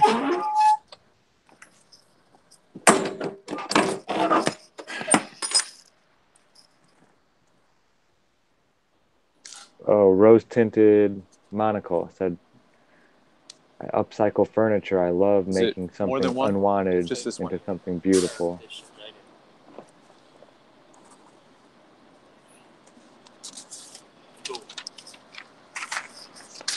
I can't say that I love to sew, but I'll sew if I have to. Uh-huh. My fiance from back in the day, she used to sew like all her own clothes. Yeah, She had all. when I was talking to my friend, that one that I told you about that beat my ear, he was the one that I was going to get a hat for. And I said, does your wife want one? He's like, dude, my wife makes her own hats. That's awesome. Oh, here's a little man. Remy. Ah, buddy. Just waking up. Oh, look at that big old man. Just chilling. Look at all that hair. Adam and his wife do good work. Thank you. Uh-huh. Good try. Look at that smile on his face. All I you need have is a not lot of heard him practice, cry you know? yet. I know, it's crazy. He's chill.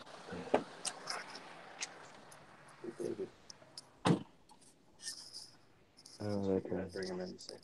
Yeah. Oh, yeah. Ah, buddy. He's like, I'm trying to push out a poop. I got a poop. Doing some business? Doing some business? Yeah, I was holding him the other night. It was funny, and he was pooping. And he'd make this face like he'd get all scrunched up. And then it'd happen, and he'd be like, oh. That one. Yeah. Yeah. There he goes. And then it's like, oh, there it is. Yeah. Back to sleep. Right back to bed. Those are the days. He's like, oh, Dad. Did they give you a whisker kiss? When you want to start working on the car? Like 30 minutes or so. I'm going to drop Daddy off at school. Cool. And then I'll be back. Oh, you awake now? Okay. Well, hi there, big guy. Oh, like, where are we? What are you doing? What are you doing? Yeah. His fingers are working good. Oh, I'm back asleep. He's holding on to you, too. Yeah, he's got me. That's funny. Okay. Nope. It's gonna work. No, you can't have me. So funny. Fall right back asleep. Oh.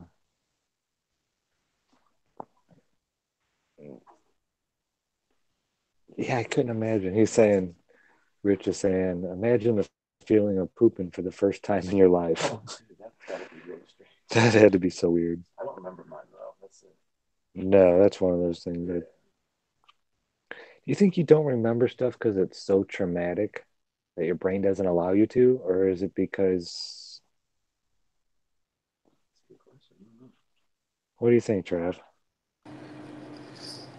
I think it's a bit of both. Sure. I don't know if you ever watched that 84 movie with Matthew Broderick and Rutger Hauer and Michelle Pfeiffer, Lady Hawk. Yes, I've seen Lady Hawk. So Matthew Broderick is this pickpocket thief, right? And he's escaping from prison, and he's crawling and digging through the ground, and he comes into the sewer system underneath the city. But the beginning of the movie is his fingers pressing through the wall, and it's like a rebirth. And so he's coming out, piece by piece, inch by inch, and he goes, not unlike escaping mother's womb. And then he says, God, what a memory. Wow.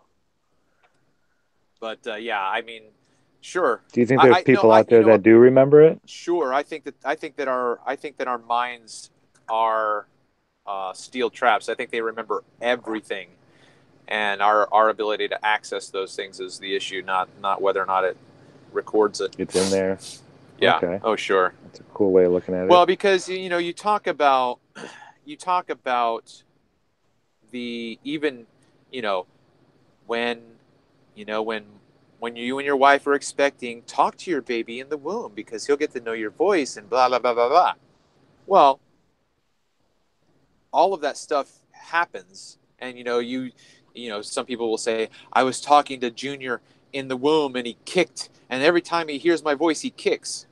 Well, his mind is logging that, it's being recorded, and in some fashion it's shaping him. Now, he's not going to remember how or when or why, but it's not unlike a small little trickle of water that turns into a small trickle, a small stream and then a bigger river. It's all organic, man. It's all alchemical. It's amazing. It's insane. Yeah, I wonder if there's exercises you can do to try to access some of these old memories. Yeah, I'm sure, right? I'm sure that there is some psychoanalyst out there named Jung who can help you with that.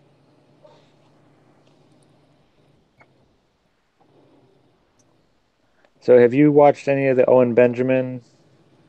He's growing on me, man. He's growing on me. When I think in one of the Skypes, maybe Karen B put up this link and I started watching it. And I'm like, this guy is stupid. This is just dumb.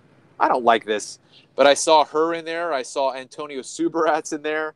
I saw Chocolate in there. I'm like, these people are in here. And I watched like 3 or 4 of his videos yesterday. So he has absolutely grown on me. Do you think he is being... Well, yeah, the only time will tell, right? Okay, so that's my biggest cop-out. Only time will tell, but the dude's a comedian. He's an actor. Yeah. Oh, yeah. So... But I'm saying, do you think he's already a flat earther before he started all of this? Well, that's part of what I'm saying. Yeah. But on the other hand, if he is faking not being really, really well. Yeah. Like the cognitive dissonance and the stuff he says, like, I cannot be a flat earth person.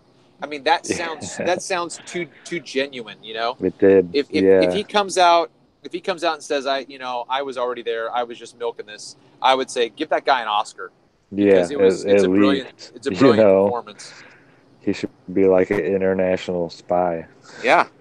Seriously. Yeah. So I believe that he's not there yet.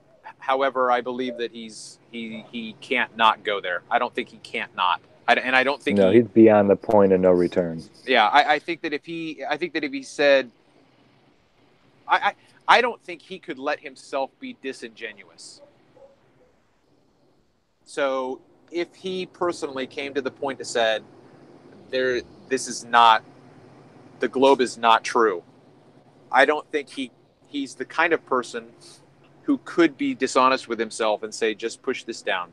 Just don't bring it. Just don't let it out. Because then he wouldn't be honest to his audience. And I think that's more important to him than... Yeah, I think he is very, very honest.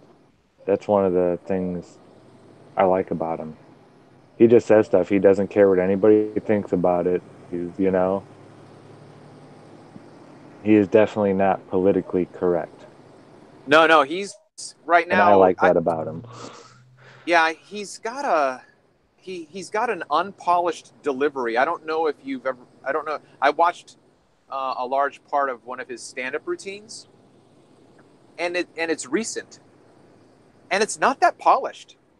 I'm like, I could do this. As a matter of fact, I had a low point in my life, and I had been drinking a bit too much, and I recorded like over an hour of my just ranting about shit. And I thought it was pretty good. And I'm like, I should go on the road with this. and I kept it in my phone. And my life changed. I went back to live with my family, and I'm like, that was all said and done while I was not at home, and I deleted the freaking files. Yeah, I should not have done that. But anyway, what my point is, I think that he's on the level of a George Carlin and a Robin Williams, and I don't, so he's got that conviction, the Lenny Bruce kind of a thing where you're going to call your society out on their foibles, and he's not afraid to do that.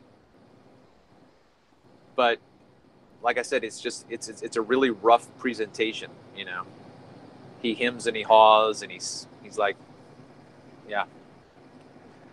But I don't know. I Maybe think people like that's that, part though. of. Yeah, I think so too. I think I understand what you mean by that. And that what's interesting about that statement is, when I was back in college and I was taking a speech class, and you know, we were given all the rules and regulations of making a speech and this, that, and the other thing. I broke every single one of the rules in my speech, and I did it intentionally because I knew that what I was going to say was more interesting to the people than my mannerisms and this, that, and the other. And I got an F. I'm like, you're a freaking idiot. Didn't you know? Yeah, what's the purpose of a speech? Is it to say it perfectly proper and this and that, or is it to grab the Right. attention of your audience? You know? I mean, that's the whole purpose of giving a speech, is having people remember it, not making sure all your enunciations were proper and all your, you gave enough time between pauses and this and that and blah, blah, blah. I don't even know what they teach in speech class, but what's your favorite speech of all time? Or your favorite just short, under a minute? Not like an hour-long speech or something like that, but just under a minute, just like a roaring of the crowd or corralling of the, your fellow comrades in arms, or... Well, I don't know that I have one because I wasn't a news hound growing up as a kid. So that Or kind even of, in like a movie, maybe. okay, that changes things. Sure. My first one is John Bender in The Breakfast Club, where he is describing how his dad abused him. You know, I used to have it pretty close to memorized. I thought Judd Nelson was absolutely brilliant in that performance. Yeah, I agree. And so things like that, so yeah, if you ask me a question along those lines, that completely changes my answer, because I think that movies are my affinity to speeches and whatnot. The whole I can't remember if his name was Darius, Samuel L. Jackson's character in Pulp Fiction, where he quotes the passage from Ezekiel. Yeah, the path of the righteous man. Yeah. But yeah, those are just two new. I used to. Is there one out there that gives you chills every time you hear it? Like, I have one that's just, every time I hear it, it brings a tear to my eye, and I don't know what this guy was doing. I thought he was letting me go, and then he didn't go. Yada yada yada. Which one is that? Braveheart, the very first battle scene. Yeah, I probably would be able to think of something later on that's going to be more profound, but there's just so many. There's just so many. I would make my books, my book covers in high school out of the grocery bags. Oh yeah, me too. And I would write those lines down on my grocery bag from Young Guns and The Lost Boys. And see, I wrote the words to Beatles songs or Pearl Jam lyrics and stuff like that. Yeah. Mine was Yellow Submarine. Yeah. I wrote on all my math books so this one kid could try and memorize the words.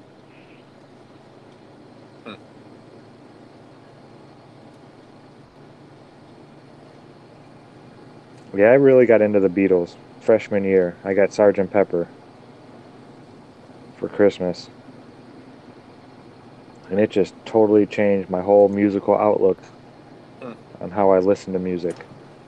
I was a not one hit wonder, but I'd pick a couple songs that I would listen to on an album, and that'd be it. And I had cassettes back then. I had a few CDs, but I would only listen to. I mean, I had one tape. You remember cassette tapes? You're old enough. Yeah. But where I recorded the song "Mr. Jones" by Counting Crows over and over and over and over again on both sides. So I never had to Yeah. rewind it or anything. Uh-huh. Yeah. That's funny. That's funny. But Sergeant Pepper taught me to listen to the whole album. Okay. Sure. And that's when I started, like, you hear it on the radio, and I'll start singing the next song of the album. Right. You can hear the transition in or whatever. You know what's coming next. Yeah. Yeah. Sure. Yeah. I am not musically inclined, but my music revolution happened a couple of years ago when I listened to.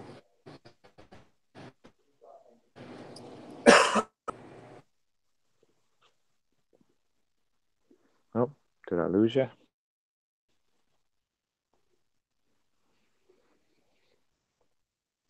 Might have lost Travis there for a minute. Yeah, definitely the music that I really started really getting into. I mean, I liked um, Pearl Jam only had 2 albums out at that time. They were like one of my favorite bands that were, in that era, that early 90s grunge alternative rock era. I like Stone Temple Pilots. Nirvana was okay. They weren't musically all that gifted. So I didn't listen to too much Nirvana. Um, Soundgarden was going strong back then. It was a neat time there was a lot of smaller, cool sounding bands too. I had found Beck around that time.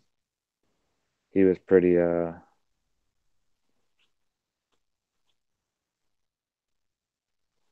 weird, something new. Ween.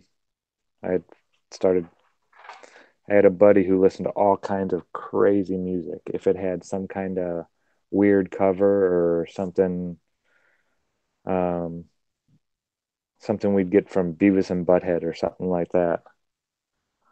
Yeah, Trav just dropped out. Well, I guess that's about maybe a sign that I should get going here pretty soon too. I'm going to finish this row and round this corner. But it's happening, folks. It's a long, slow process.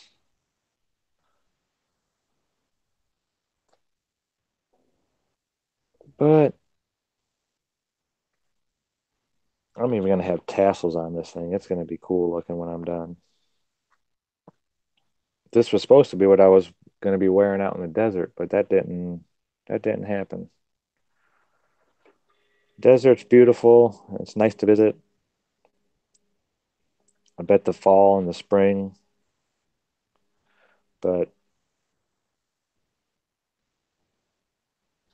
I'm a forest person. I belong where it's green and wet, lots of trees and animals, and not say that there aren't a lot of animals out there in the desert. There's all kinds of life out there, but it's just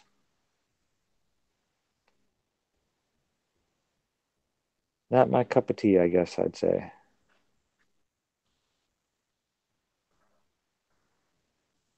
Yeah, I'm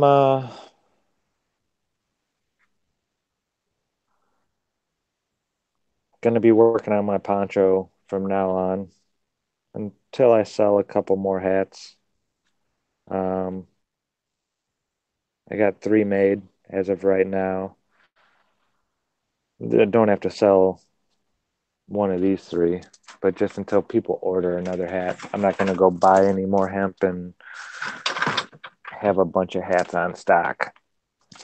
Although I'm probably, once I start working here, um, in Croatia,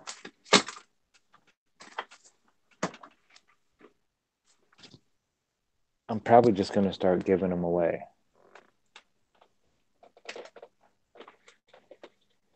Cool. Sounds good, Adam. You know Hank loves going for rides. We got a 80-pounder and then a black and natural striped one. Turned out looking pretty cool. And then kind of like a Cartman looking, something like that. Are you there? Yeah. No, I'm talking and I'm talking and I don't hear you respond. I'm like, are you there? No, it seemed that you had, for some reason, it had cut out to where I couldn't hear you, but you were still in the call. Could you hear me while I was talking? No, my battery died. So. Ah, okay. Yeah, eventually it just showed you just drop off there. Yeah. So I don't remember where I left off. I don't remember now either. I was getting ready to say goodbyes to people since you had dropped. Did you hear me talking about Crosby, Stills, Nash? Nope. Wow. Okay, so basically what I was just saying was that I had my music renaissance. So you were saying that the Beatles for you was your kind of like a renaissance for you for music, and mine was Crosby, Stills, Nash. And I had listened to their music before, but only the stuff that they had released on the radio. And in one of my trucking ventures, I started listening to Graham Nash's autobiography, and that turned me back on to Crosby, Stills, Nash. So I started listening to them, and they're like they're one of my favorite '60s bands. But so then I started listening to John Fogerty. I started listening to Springsteen, their biographies, and I remember like 10 years ago, my friend from high school posted Born to Run. He's like, this is the greatest rock anthem ever. I'm like, I don't even know that song. And you cover it awesome. Huh? I said you cover it awesome. Well, yeah, thanks. I appreciate that. But yeah, I had never really listened to it. I don't remember listening to it as a kid. You know, I remember Bruce in the '80s, Born in the USA, and all that kind of stuff. But I don't remember it. But his first album, that was his second album with Born to Run. But his first album, Greetings from Asbury Park, man, that album is absolutely mind blowing. Absolutely mind blowing. I think he created his own genre of music in the '70s. And the same thing, John Fogerty. I think that John Fogerty's style was absolutely mind blowing. Yeah. Yeah, like almost like they were real, you know. Like the Beatles, I see the Beatles as being a created. Sure, right, yeah. Tavistock. Yeah. Yeah. While CCR, they tried suing CCR. The record label did. Say what? The record label took John Fogerty to court. Oh, it was a horrible account. You should listen to his autobiography. It's really interesting. Yeah, it's a horrible. He had a horrible experience with all of the royalties and rights and all of that stuff. Which makes me think that he wasn't, you know, part of the club. He was just a way for the club to make money. Right. Yeah. But what's interesting is if you think about or for me, because they obviously wrote their books separately, but I listened to Bruce Springsteen first, and then I listened to John Fogerty. And Springsteen started his career, and he said to everybody that he brought on, "This is my band. I'm in charge. This is my band." Yeah. And he was immensely successful. John Fogerty was more collaborative, and I think that was part of his downfall. And it was just an interesting, difference in the subtle nuance in management styles. And what I mean by the way that Bruce Springsteen managed his music and his band, as opposed to John Fogerty, because Springsteen didn't have those problems. Yeah. Now, whether or not that means something, I don't know, but Well, I think didn't Fogerty try to kind of start his own record label? I don't remember. I don't remember that being a part of the story. I could be thinking of somebody else then. Yeah. I don't remember why they were giving him so much crap. The record label. Well, I think just in general, and you know, it's the same old story. There was this one manager that was more popular with a lot of the prog rock bands, you know, Led Zeppelin and Genesis and whatnot, because he made the bands earn their money, like if they were going to play in a bar or whatever, he would demand more money for the band because he would say to the owner, look, we're bringing business to you. You're going to be a standing room only, and it's because of us. So we're not sticking around with money. This is what we're getting paid. You're paying us this. And this guy, was the manager's manager, and I can't remember. I think his last name is Green, but one of the guys in John Fogerty's band was a dad, and I think that he was a lawyer, and he was supposed to be responsible for making sure they had a legal contract and a good contract, and so he screwed them over, and they just trusted him. So one of the band members' dad was skimming off the top and taking all of their money, and so they had contracts that they had to fulfill. So the way that I remember it wasn't that the labels were after them initially, because I think the labels came after them because John Fogerty was like, look, we can't maintain this relationship. This is not equitable. You're driving around in a Bentley, and I'm living on the street. Yeah. I thought it was something to do with his voice. Didn't somebody try to sue him for his voice? Yeah, I think that was, yeah, and now that you're saying that, that's right. Yeah, you can't sing. Yeah, that's right. You can't sing like you. We own your voice. That's right. Yeah. That's right. Yeah. Yeah. But I think that was just a counter. I think that was a countermeasure by the record label. Okay. Because they wanted out. And they're like, you can't get out. We own your voice. Yeah, that's Yeah. Yeah. We own your voice. Oh, no. Oh, that's what it was. I think it was actually his first. Oh, you know what? Let's see. The one, it's not a speech, but the one song that I will get chills to every single time is John Fogerty's song Center Field. Put me in, coach? I have chills right now. What? Put me in, coach? Yeah. When the ball and the back crack, yeah, I get chills every single time. That's weird. I just got chills when I started singing that song.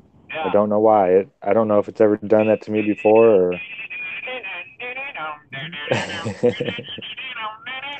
That was the album. That was the album they sued him for. But they're like, we own your voice. You can't sing like that. That's right. Freshman year basketball. I had a coach. I don't even remember his name, but my neighbor, he was a year younger. He was in 8th grade, but he used to call this guy Nose because he had such a big nose. And he would sing "Put me in, Nose, I'm ready to play," instead of "Put me in, coach." Every time I hear that song, I think about my neighbor growing up. He was a great guy. He was one of those kids that was almost too nice. We actually did this thing where we would run into him on our bikes, and we would all follow in that, and just to see if he would say he was sorry, and he would, like, every time. It was like social experiments we were doing back when we were younger. See if we could make Alan say sorry for something that we did. Great guy though. Oh, the wicked things we do. Yeah, isn't it? As little kids. But then you learn.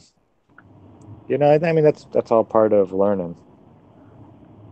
I burned ants a couple of times, you know, or I burned a couple ants. I remember exactly where I even did it. I was in Oak Forest, Illinois, at my cousin's house. And he was doing it, and I went up and I tried it, and I was like, wow, that I don't like that.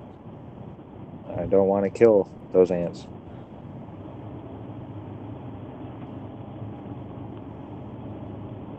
Yeah, I was a shooter when I was a kid up in my Yeah, me grandparents' too. Yeah, give me a grandparents. pellet gun, and I was killing anything that moved. Yeah. And at first, I was all excited about it because we were killing squirrels and then cleaning them and eating them. Well, that's one thing. Yeah. You know, that was our big.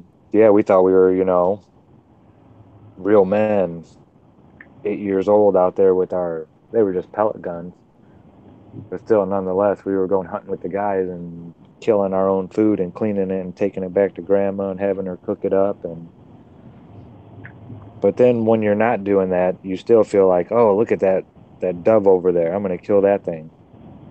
And I did a couple of those, and then I started feeling really bad about killing. I still killed for food. Never killed anything that big though. Rabbit, squirrel, stuff like that. I've never killed a deer. I remember one time I was house sitting for my grandparents, and I got my grandfather's 30-30 out, and he had a scope on it, so I was going over the landscape, and it's so funny, the synchronicity of it.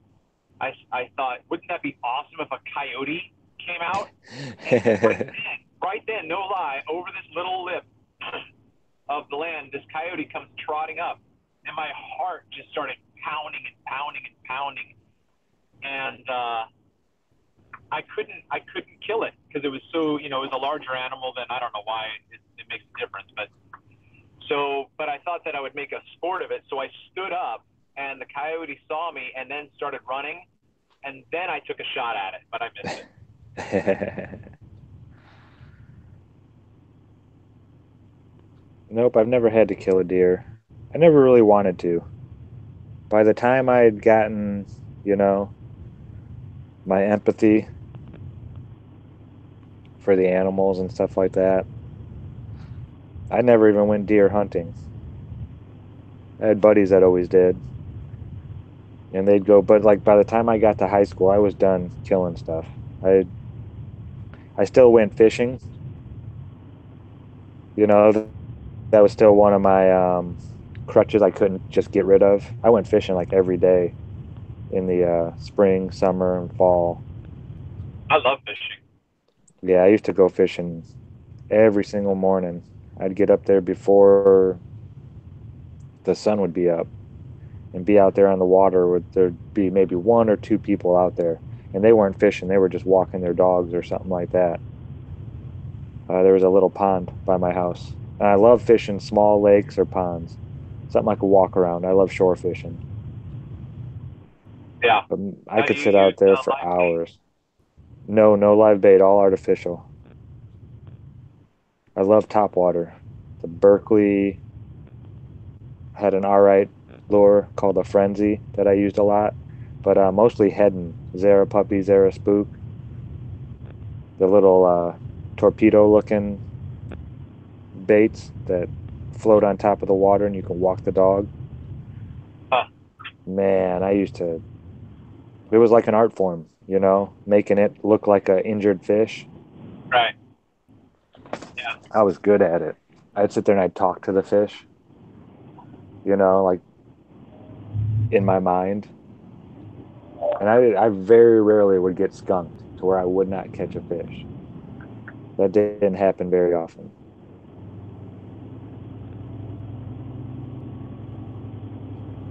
Yeah, I used to love fishing. And then I felt bad for, a hook through the eye. Well, I wasn't keeping it for food. I was always putting them back. And Yeah. to me, it was just like, it finally dawned on me. I mean, it had been in the back of my mind for a long time. I would tell myself, well, I'm practicing. So in case I ever need to, I'll be able to, still catch my own food, blah, blah, blah, blah, giving myself reasons. And then I finally said, you know what, this isn't right. I shouldn't be doing this. So I quit. Gave up. I had a huge tackle box. Oh yeah. Yeah, at least $800 in my tackle box. Easy. It was all artificial. I had like 5 big trays full of all different types of lures, Rapala, spinner baits, buzz baits, jigs, everything. And I had one tray that was just for live bait, just in case. I never bought live bait. If you need to, you can go dig, find worms, catch a cricket, catch a grasshopper. But I had all the equipment to do that just in case I needed to survive. But I had the electronic scale and the special fishing glasses and all the different types of pliers and my compass. And yeah, it was a nice tackle box. And then all my fishing rods were at least like 35, $40. Some of them were like $80, my rods. And I'd have usually 5 rods. And by the time that 5th year came around, I'd buy a new rod every year. And then I'd get rid of an old rod that was just, things happen to them. The eyes fall out, this and that, yada, yada, yada. But yeah, I spent a lot of money on all that fishing tackle and gear.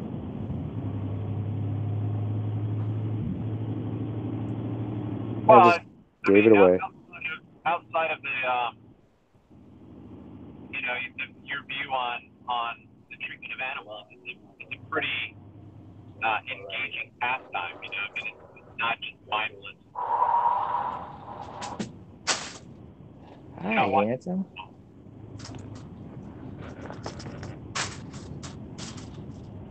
Hank just got back. Did you go for a ride? Did you go for a ride? Oh my.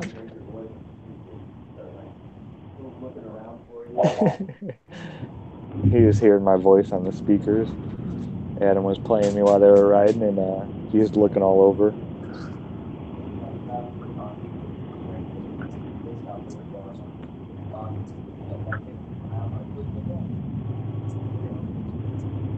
Hey, have you seen those YouTube videos where those pet owners trick their pets by holding a sheet up? No. Okay, so like when Hank is like resting or whatever, lying down, and he's looking at you, and you have eye contact, and there's a door jamb that you can stand in and then get out of the way. Like get a sheet, and you hold the sheet up over your head, and then you lower it so he can see you. And you do it a couple of times, and then the 3rd time or whatever, when you drop it, you step out of the way so that you disappear. And you should have Adam filming Hank. He's gonna freak out.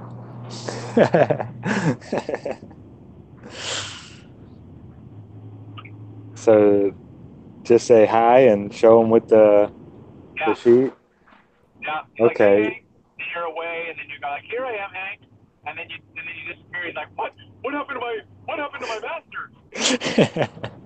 And that's hilarious, man. They do it with cats too. And cats get up and they go around and they look for you. Like, where'd he go? Oh, that's too funny. Take care, Rose Tinted. Rose Tinted Monocle. I like that name. Yeah, I'm gonna have to try that with Hank. I'll let him know though. I'm gonna play a joke on you, bud. Fair game. Fair warning. I'm gonna play a trick on you here. Okay? Not right now, but pretty soon. But it'll be okay. Nobody will get hurt. Okay? How'd you get chili on your head? Was you licking chili out of a bowl? Huh? Do you have any pets, Trev? No. Well, I do, but they're back at the house where my family lives. I'm on my own. Thanks for bringing up such a painful subject. I'm sorry, man. My bad. Yeah, but I would have a pet if I could. I don't know if I'd get a cat or a dog yet. I think I might get a dog. But I would want to try to figure out how to feed it like healthy, Yeah. you know, and not buy a lot of the chemically induced food. I wouldn't want, you know. I wonder if there's a way to feed, you know, them like the pulp that's left over from juicing. I don't know. Turn that into something. I know Adam's dog, the pit bull, Bo. The dog eats every type of vegetable, every type of fruit that I've given him.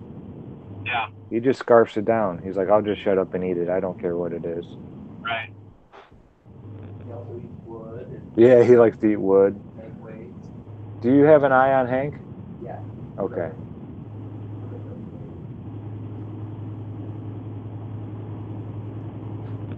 Yeah, and there's dogs. Certain dogs eat all kinds of stuff, and then Hank's pretty picky about what he eats. I had a buddy who would feed his dogs, he would buy Cornish hens, whole Cornish hens from the internet. And he would just throw the whole thing out there, guts and all, and the dogs would eat the whole bird pretty much. He said they never got sick, anything like that. He had 2 big Dobermans. Big Dobermans.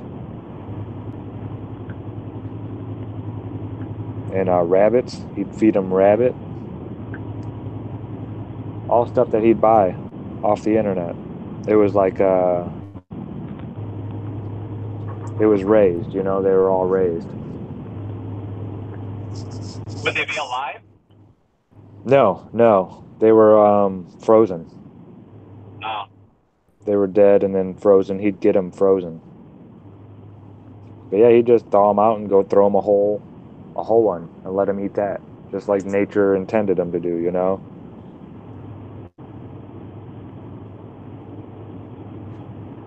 I guess they have some kind of bacteria in their guts that helps with, or something about their saliva that helps kill bacteria or something like that.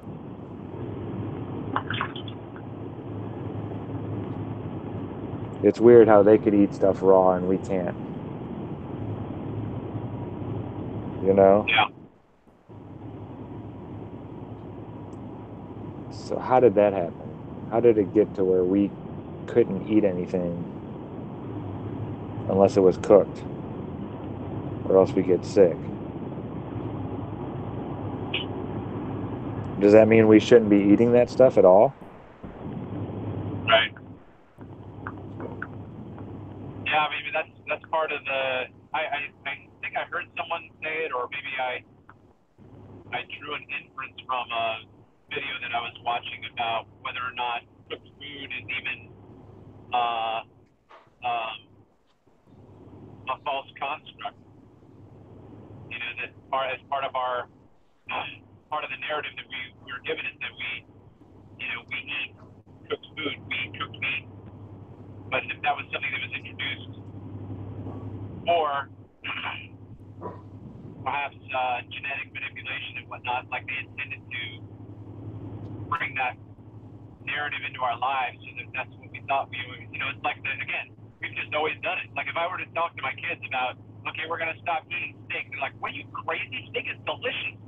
We've done this our whole lives. What are you talking about?" But you know, it's like, well, I don't know. Because vegetarianism and veganism, to a certain extent, I mean, it makes sense, you know? It's natural. Yeah. I don't know. I've heard you can pretty much live off of hemp seeds. It's got just about everything the human body needs in that one little seed. All kinds of amino acids and fatty acids and your omegas. Right, but think back to the pre-scientific era. You didn't know that. Yeah, exactly. You just ate whatever. You didn't know that this has antioxidants and blah blah blah.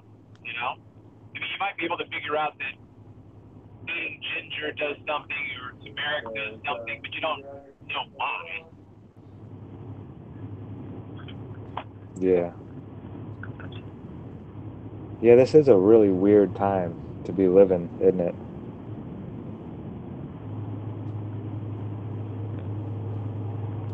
I don't know. With all this, have you looked into the whole mud flood thing at all? I am still trying to get my mind around it. I mean, I can understand the premise of it, but I still want like a primer. Um, a starting point. There was one channel that I came across for the first time yesterday that I thought did a really good job, better than I have heard as an introduction to it. But I mean, I find it very interesting, and it makes a lot of sense. I remember I actually met with a flat earther last month. He was at the Denver conference, and I recognized him once we met. But we went out to lunch, and he was talking um, about how all of his adventures in Baltimore, because he started going around. There's, I think Fort McHenry in Baltimore is a starport, and so he was just talking about all that stuff that I don't remember learning about starports, but I do remember having that cognitive dissonance, like archways and window structures below the ground, and thinking, who the heck would, that doesn't even make any sense. Yeah. How could you put a window that far down? But I wouldn't have started my own alternate narrative YouTube channel saying that there was a mud flood. You know what I mean? Yeah. It would have just been, I don't know why that happened. That's kind of weird. Whatever. What's next? So, Yeah, but it is there's very interesting.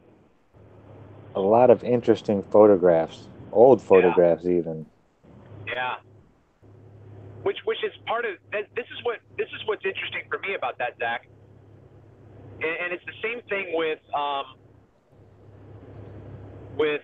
declassified information, right? Why would you declassify something that gives the game away? Yeah. That just doesn't make any sense to me. If you're, No, they've got something up their sleeves when they do that, I know, but I'm sitting here thinking, I'm like, where did you guys get these photos from? And if this is a part of the narrative that they don't want us to know about, it's like, that's a pretty What? big screw up. It's pretty, like, if you're going to wipe out an entire kingdom or an entire realm called Tartaria, you're not going to leave pictures. You're not Well, going this to miss goes that. back to the whole Harry Potter world type thing. There's good and bad people in the magic world. Yeah. So what if there are people leaving breadcrumbs for us that kind of aren't supposed to, whistleblowers, so to say? Because I don't think it's just, the people in charge are just all super evil and this and that. I don't think it works that way. They may try to, program their offspring to be evil and wicked from birth or whatever, if they have their own ways of. I've heard a lot of stuff about or a lot of testimonies from people, secret society families and this and that, and how they're raised from like as early children and they're not shown love and affection and things like that. And Sorry, I had my dispatcher just called. no worries. Yeah, that is interesting. That is. Anyway, but yeah, those old photographs. I mean, it's amazing. I was watching. I think it was Jason, Jayson. Have you seen his channel? No. So one of his criticisms, he did a presentation on the Chicago World Fair. I think it was called the World Fair back in the late 1800s and whatnot. And his biggest criticism was, okay, look, you think they built this building just for the World Fair and then just to tear it down? I mean, just look at it. It was just, it was immense. It was beautiful. It was majestic. And you're just thinking, yeah, I mean, that makes sense. Why would you construct something only because that was the narrative, was that they, for the World Fair, that these things only existed for the World Fair. They built it and then they just dismantled it, took it down, and it was just for that particular venue. Yeah. I'd never heard that before. And then there was another guy that came on my Facebook feed last night. He's got a brand new channel called Static in the Attic, and he's doing some alternate history mudflood stuff that was really interesting. So I'm gonna start checking him out. The thing that keeps me from diving in is just the fact that we'll never really know. Yeah. It's not like something I can go test, and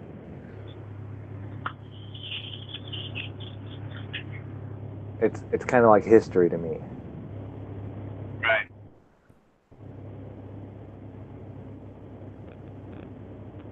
And I understand it is so important to know your past. It is. But at the same time, we have all these things that are looking us in the face right now, and things that we need to be planning on doing. You still use CBs, right? No, not really. I mean, I have them, but I don't use them. Are there many people out there that do? I don't know. I don't have those conversations. Why? I was just wondering. It's all about communication, I mean, when it gets down to it, this kind of is a war. The battle between good and evil, right and wrong, truth against lies. And 95% of any war isn't, bullets being fired or artillery shells being shot off. It's all information and control of that information. So is there a way that we can start communicating to where we aren't being monitored by the people that we're, are there lines of communication anymore that aren't monitored? You'd have to move out to New Mexico for that one. Start like a new Pony Express type thing? Yeah, I thought about that. I said that the other day to, I don't know if you know Vegan Goy. I've seen him.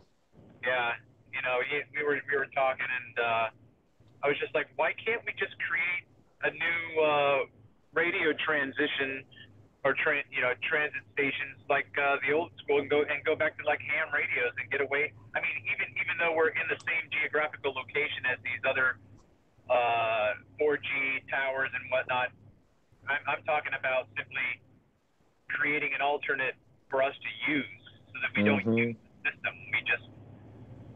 But I guess at the same time, if you can tune into that frequency, if you can tune into that FM or that AM radio station, you can hijack it or listen in. But I've thought about that. I've thought about just like, I mean, I wouldn't care. I would go out and buy a plot of land and just start building my own shelter and growing my own food. I don't care. Yeah, I think that's like the start of what needs to be done. And I know it's a lot, but getting dependent, I think that's the most important thing to start working towards first. I mean, you have to start somewhere and have some kind of goal that's somewhat reachable. Growing your own food, canning it,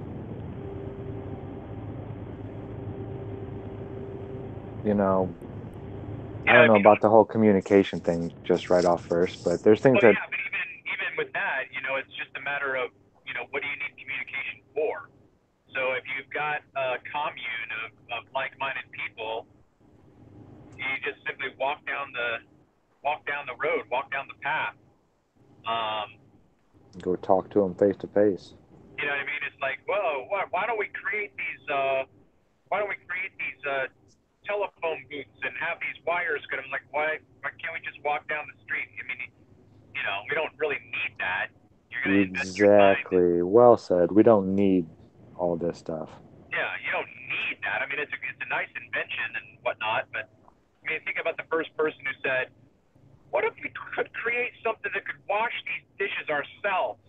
Like, why don't you just wash it with your hands? What are you going to do with the time that you don't have?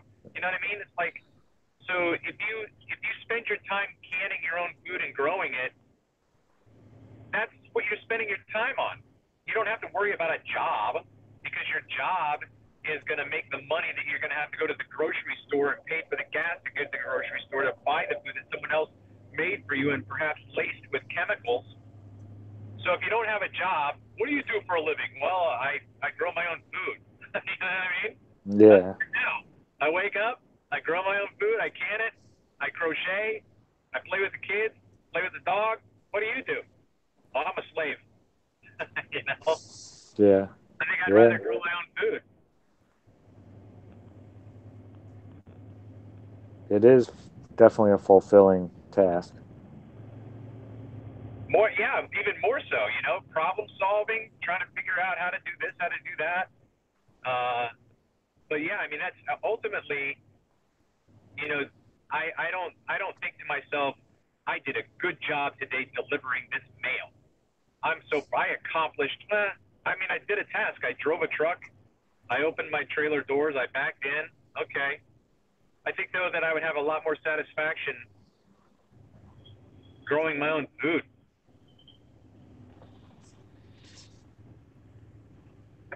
Yeah, and the thing is, though, growing your own food, if you have a place to do it, you can do this while doing many other things. Exactly right. Yep. You Yep. know, it's not like growing your own food will be the only thing that you can get done. It's Exactly. a few Very hours a true. day, maybe. If you Yep. really want to take care of it, you don't even have to do that much. Right. But usually, when I was really, really into my gardens, when I had the time, it was like 4 hours. I was working, and I'd work 2, and then I'd be off 2, and then I'd work 3, and then I'd uh, be off 2, work 2, and then be off 3. It was like a swing shift. 4 days 1 week, 3 days the other, 12-hour shifts. So on my first off day that I would get, I would go and spend like 3, 4 hours out there weeding and, laying down my compost or my manure, whatever I was adding that week. Um, but it's only and then the next day I'd spend a couple hours. You're always spending at least a few minutes every day watering or harvesting. A lot of things, harvesting it's fun at first, but it turns into a job. It really does. If you really start producing some stuff like that one year I canned 212 jars of pickles, I got tired of picking pickles. Yeah. Yeah. By like the 4th of July, on the 4th of July, I did my 100th jar already. Was it? Did you use sweet pickles or dill pickles or what? Dill. And I grew the dill seed myself Yeah. and the garlic. The only thing I would put in there that I didn't make myself was the salt. the vinegar, of course.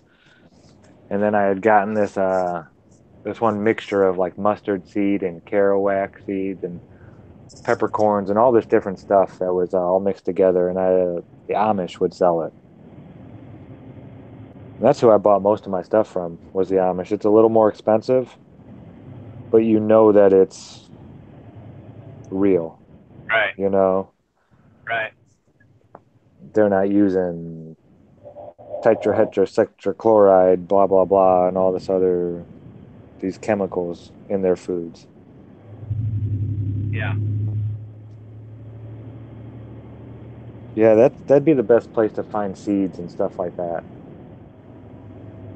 In my opinion, go to the Mennonites or the Amish. Find some people like that because they still care about that kind of stuff. You go to your local Walmart or whatever, I guarantee those seeds are genetically modified. They'll even say non-GMO on them now. All kinds of seed packets. It's gotten to the point where they know people are looking for that kind of stuff now.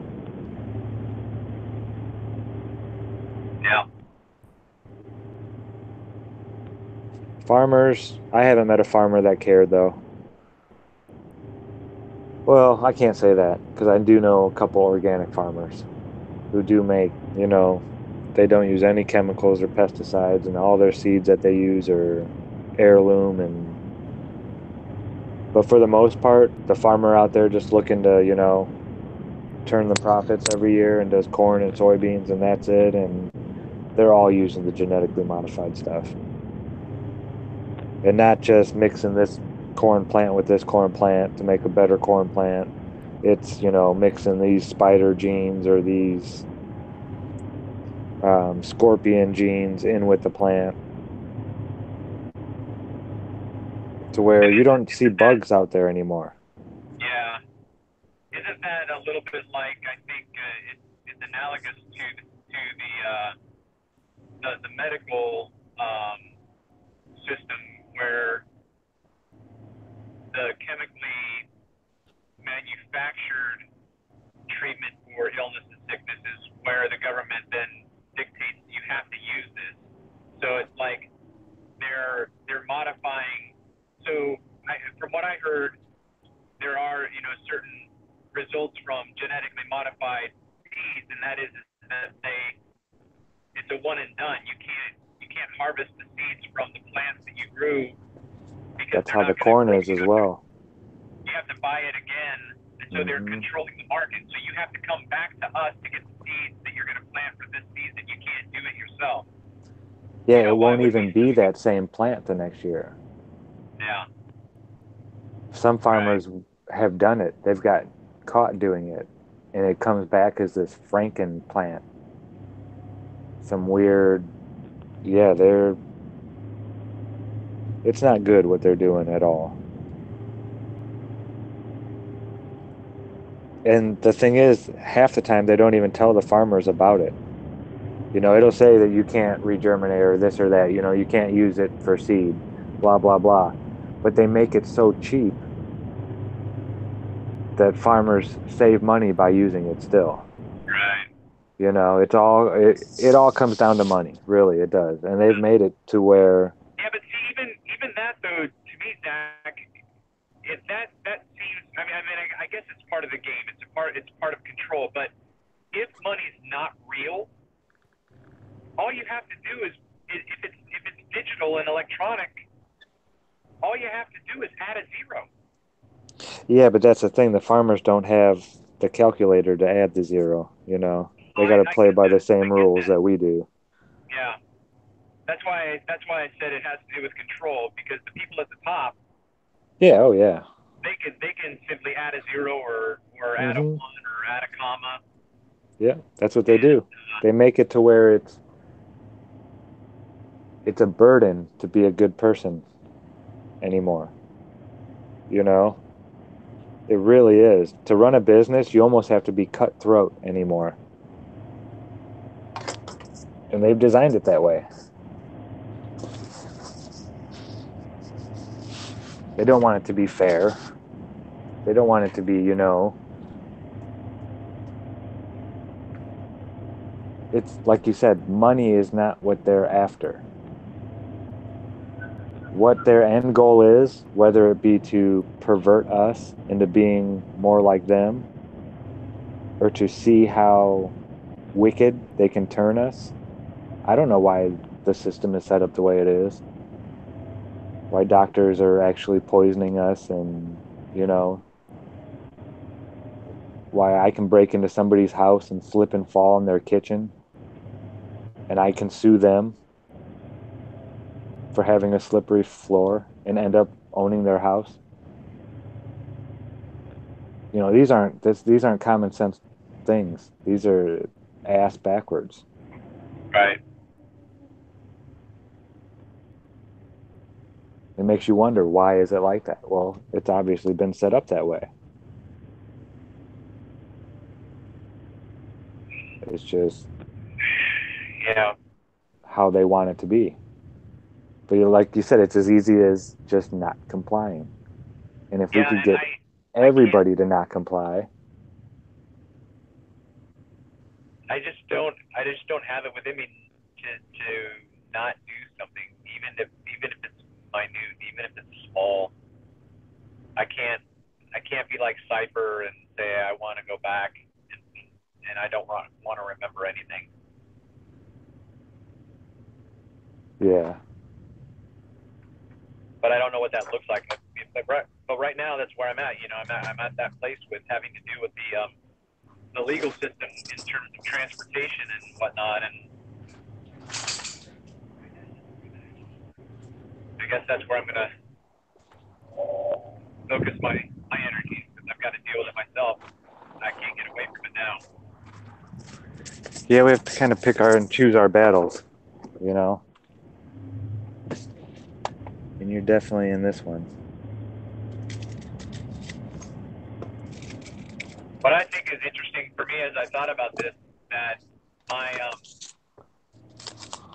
my arrest was the result of unpaid citations, and the trial or the hearing for those unpaid citations is coming up February 14th.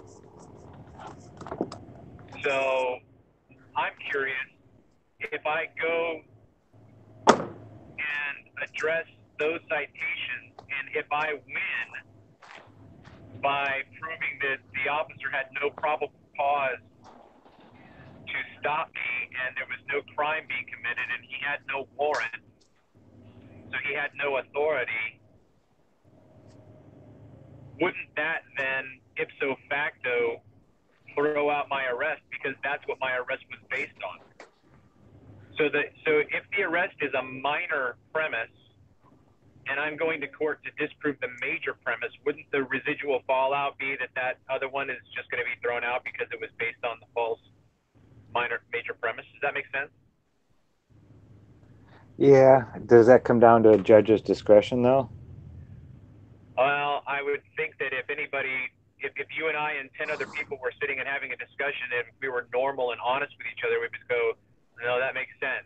Yeah, you've just proven the major premise is false. Therefore, this second minor premise is you just throw it out. It's done.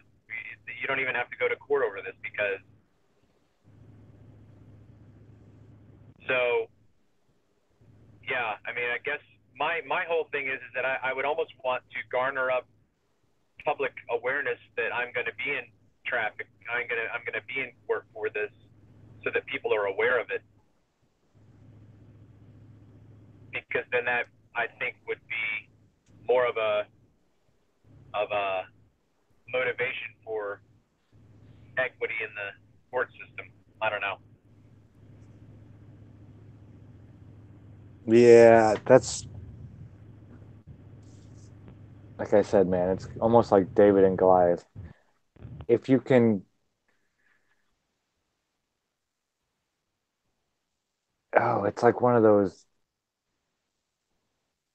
games to where you have to do it in the right order and say the exact right thing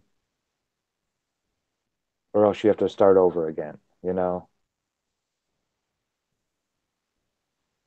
It's like there's a sequence of events that might get you to where you want to go.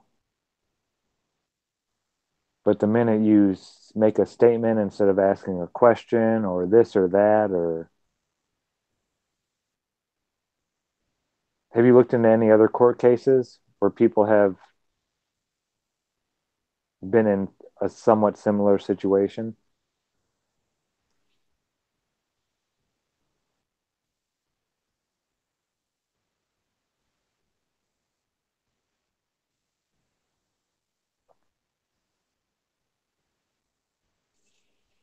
Do you hear me, Trav?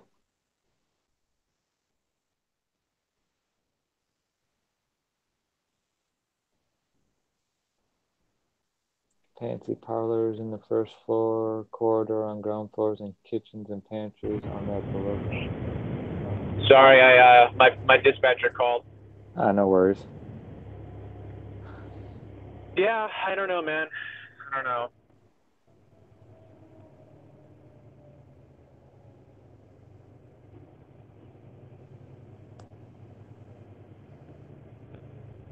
Okay, you're still there. Yeah, have you looked into any other court cases that are similar to yours? No, I haven't. I haven't done that yet. Yeah, I mean, I guess I don't know. I think that to me that's a part of the game. It's like I'm not playing that game. I don't have to True. prove from this court system. And I mean, let's just talk one-on-one. Okay. Well, I was just seeing like if other people had any success. like Well, like which path did they take? You know, it's like a maze, and you can go in 50 Yeah. different turns at every single access point. And if you Yeah, don't pick the right one, you end up at the beginning again. Yeah. Yeah, I don't know if that's a part of the controlled narrative where they keep those success stories out of the reach of Joe Public. A couple of the guys that I talked to said that they've had success with just going this route, you know. So the guy that I talked to last week said, you know, all you need to do is file this paperwork where you simply require the judge to make a decision on the cop's actions. Look, make a judgment. Did he have probable cause? Did he have Did he have a warrant? Because the cop will tell you on the side of the road he doesn't meet those things, or he'll tell you on the side of the road that the probable cause is your crime of not having a license plate. That's my probable cause. I see you doing something that violates this, and so in the court system, probable cause overrules a warrant, right? Mm-hmm. So if you're coming at me with a gun or an axe and the cop sees that, he doesn't go, hey, can you wait? I got to go get a warrant. I can't do anything until I get a warrant. Don't kill him. No, I see probable cause. There's a strong probability you're going to kill me with an axe. So that gives the cop jurisdiction right then and there to do what's right. But that's not a code violation. That's not a statute violation. That is an ethical scenario where if he doesn't do something, somebody's going to die. But when a cop pulls you over for running a stop sign, that's not an ethical situation in and of itself. It's a code violation. Yeah. And there's no probable cause. And in order for the cop to stop you or arrest you, he needs to have a reason. And the reason has to be predicated on whether or not you are or are going to commit a crime. And a crime has to do with personal safety and, I guess, the safety of property. You know, if a person is not harmed and there's no property damage, there's no crime, there's no injured party. But they don't tell us those things. They don't give us that narrative. The narrative that we have is, you broke this code and I have the right to stop you because you broke this code. And so that's what we think. That's what we believe. Well, yeah, isn't a jury of your peers? Aren't peers supposed to be people that you know? People in your everyday life? I don't know that that's the case. Wouldn't we sit around and say, okay. Well, they don't have to be people that like you, you know, not your so-called friends. Right, but either way, that runs the risk of getting a hung jury or an unfair trial. If I have 5 people on the jury that like me and we go to get beers every night, and there's 5 people that hate me, you know, or whatever. So yeah, that's when you have to. I mean, that's the whole purpose of having the jury, though, isn't it? I guess it has to be random, right? I mean, they have to do those questioning. They want to filter out. I don't know. I just don't know. I've never been in that situation. You know, it's like, so I don't want you on the jury because you think that the death penalty is right. So I don't want you because you're going to make a decision based on your. I mean, really? Why are we? Let's just hear the case. You know, I don't know. I mean, I guess people like you and me, I would take it. I mean, I would take it. Yeah, that people like you and me would hear a case on its own merits. I don't like this person. This person I would not spend time with this person. I would not go have a beer with this person. But I am going to vote in favor of this person in this judicial matter because that's what's right. Yeah, that's what we're supposed to do as citizens, you know. But there are people that aren't like that. There are people that are going to go, I don't like this person, and I'm going to vote blah, blah, blah. Yeah, whatever I can do to get them, yeah. Which is the whole difficult scenario of being an anarchist. Because other people taking responsibility for their actions, not just you taking responsibility for yours. And when the other person doesn't take responsibility for their actions, what do? You Yeah. take matters into your own hands and go shoot them? You know? Or do you go to the local courthouse and say, look, I have an issue with my neighbor John Smith, and this is the scenario. This is the record. I've kept records of our business transaction. He was supposed to do this work for me, and he hasn't done it, and I need your help in making sure that he does it.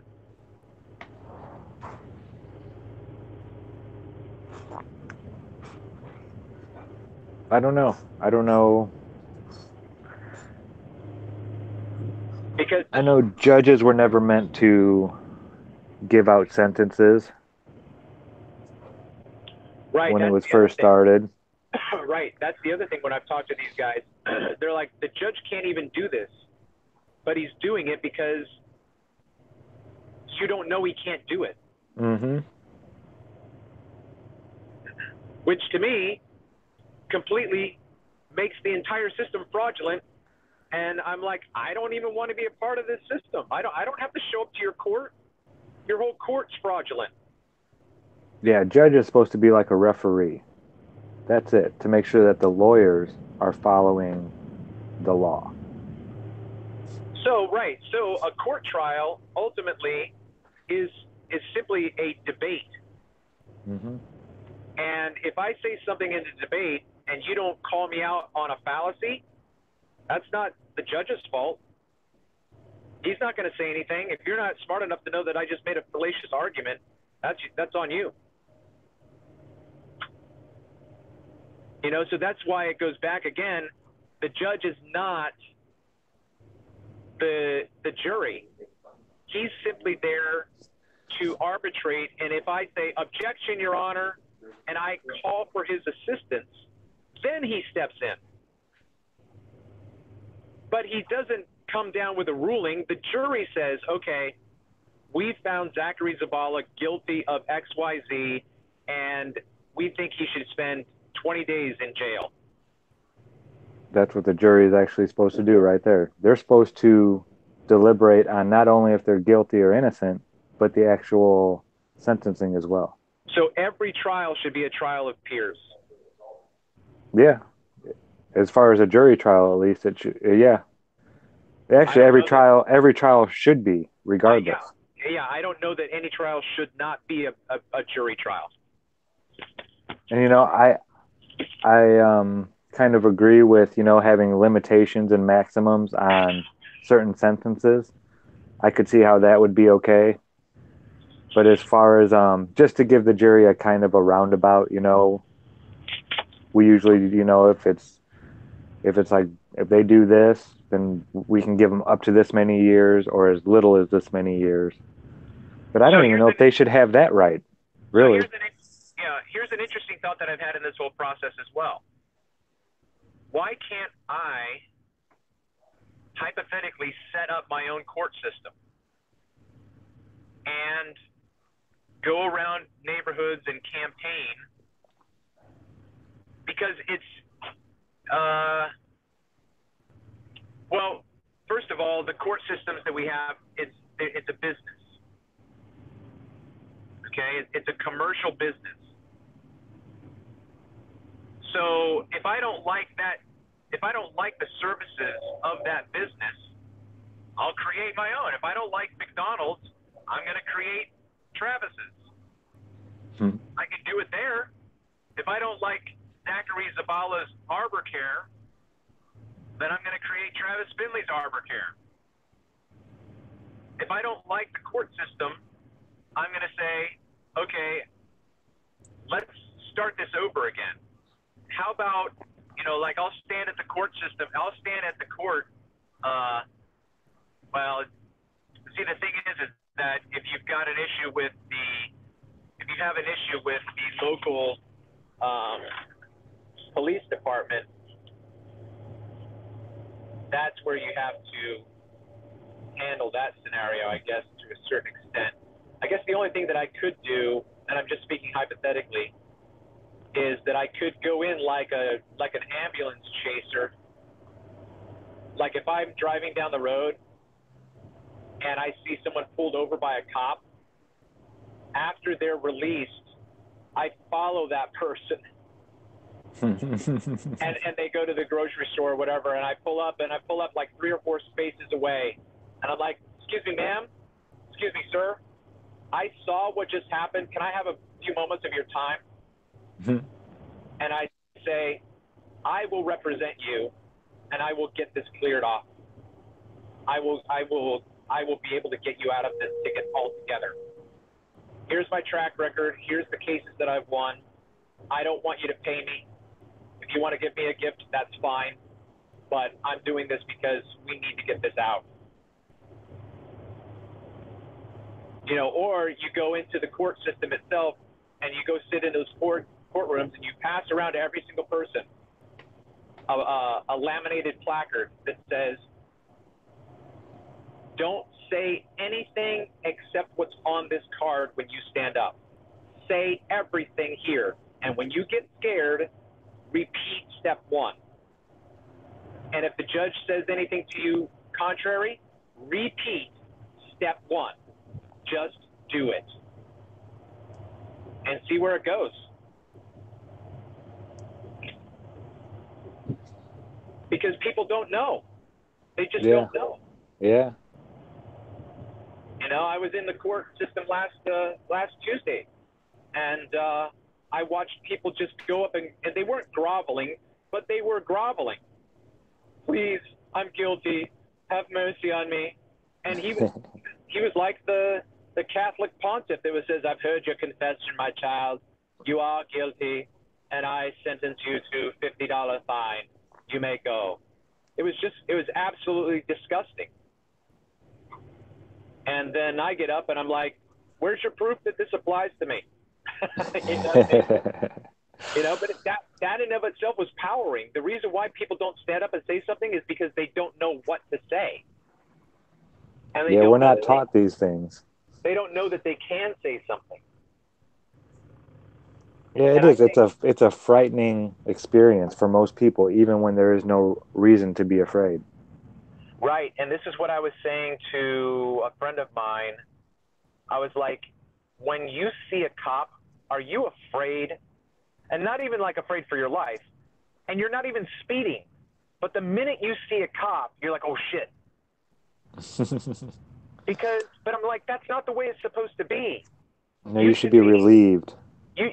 Right. You should be, oh man, I'm so happy he's here because if someone ran into me or if I needed help, that's what a cop is for, right? To protect and serve. Yeah.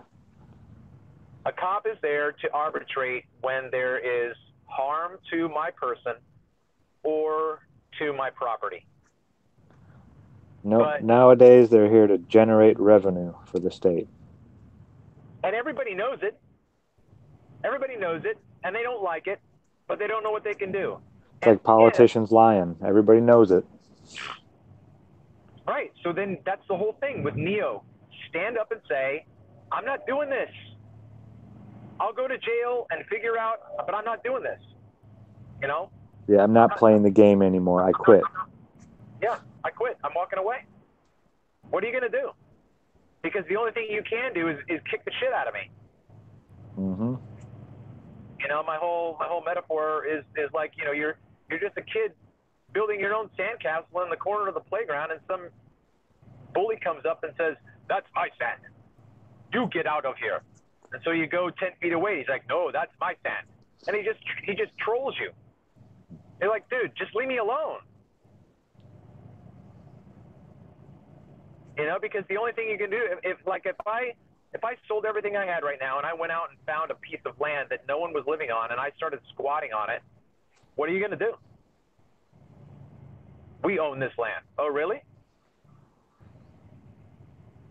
They will. You know? Yeah, there isn't much land that isn't. I mean, believe me, I've gone out there and looked. Hey, Anthony, how we doing, Bren? I've gone out there into a lot of these national forests, like deep into some of these places, you know, and hung out for a little bit. And sure enough, every few days at least, you'll see somebody in a white government truck drive by, and they're making a mental note. Okay, this person was here on this date, and you can guarantee they're going to come back. Now, this isn't every place, but most places. They're going to come back and look, and if you're not gone within 2 weeks of when they saw you, they're going to come and talk to you and tell you that you have to get out of here. You have to go 25 miles from here. Right. But you and I having a normal conversation, here's my question. Why the hell was it okay for me for 14 days? Yeah. Why the hell was it okay for me for an hour? I can be here for an hour, but not an hour and 1 minute. What's the matter? I can't stay here for one more minute? It's just absolutely ridiculous. When you talk about it that way, you're like, yeah, that's stupid. Yeah. Yeah, as long as you're not building a permanent structure on these lands that are supposedly public and free for us to use, there shouldn't be a limitation. Now, if there's somebody, you know, who comes by and is like, well, or if it's full, you know, if these places, which I've never gone to a place that was full, I've never seen one of these free places where you can camp, where there wasn't, you know, lots and lots and lots and lots of room. Most of them, I was the only person there. So if I'm the only person there, why would I have to leave in 2 weeks? Right. Now, Arkansas, there's places in Arkansas where you don't have to leave. There's state parks where you can go and pretty much move there. There's no running water or anything like that. But they might have had vaulted toilets there, I'm not sure. Okay, but so you could stay there. So let's go back to 1933, right? When, according to what I've heard, and I haven't investigated it yet, but you've got the action of FDR where he seizes everybody's property and everybody's gold and silver. Mm-hmm. Well, if you go back and prove that was fraudulent, then it doesn't matter whatever else followed after it. You know what I mean? It's like, that's, to me, but again, that's just like the game. That's a freaking game. Yeah. That's you stepping back into the arena, onto the court, playing the game. You just got to quit. I'm writing you a citation. I don't play this game, officer. I'm not playing this game. Write me a citation. Well, we're going to suspend your license. So now you're not giving me permission to drive because I didn't pay the citation. You know, it's just the whole freaking thing. It's just absolutely, it's like, you know, it's like, again, it's the bully. And then, like, wait a minute, I didn't ask you permission to drive. Well, no, what if you just start driving without ever getting a license or ever any of that stuff? Well, see, that's right. So that's where my arguments are going to be with the theft of my property when my Mini Cooper was stolen twice and my Ford Bronco was stolen once. They're not registered with the state. So the state has no claim. That's my property. Mm-hmm. So they can't say, well, you registered it, and so we have a little bit of a say. No, I didn't register it. That's my property. I paid for it cash from Billy Joe Bob down the street or whatever. So, you know, yeah, it's like like you said, there's a certain set of procedures, and you can't skip any of them. So not registering your vehicle. What if you, now getting a license, that's pretty much you asking for permission, isn't it? Well, that's what a license is. It's permission. Yeah. So what if you never do go get a license, but do drive anyway? Right. Yeah. What are they going to do? Say, I'm going to suspend your what? Right. So I think that it would simply be a citation that you were driving without a license, without registration, without insurance. Yeah, but what do they do? Yeah, they can't suspend you. What do they do? Just take the money then? Right. So, right. If you don't pay this fine, then we're going to throw you in prison. That's it. That's all they can do. So they're hoping that their threat of imprisonment will give them the revenue. And if you don't pay the citation, their only recourse after that is to kick the shit out of you. You know, so pretty much, as long as you're okay with going to prison, they have nothing over you. Right. Yeah. But that's where I'm at. I'm like, you want to send me to prison? That's fine. You're going to be 3 hots and a cop. Yeah. Yep. You're going to be taking care of me. That's fine with me. You guys have cable now and all this. I can go to school and all kinds of stuff in prison. Yeah. The pastor down the street can't give food to the homeless without being, you know. But you go into prison and they'll take care of you, no problem.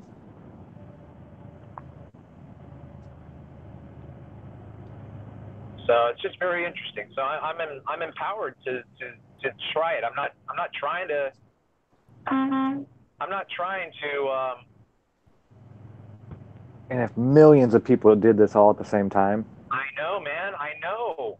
That would show power right there. That'd be real power. I know. That's why you've got to exert your right for assembly. You know, I've thought about that too, and that's like where but it takes time. It's like a campaign. I would need to raise money to sustain myself for 6 months or whatever, so that I could campaign.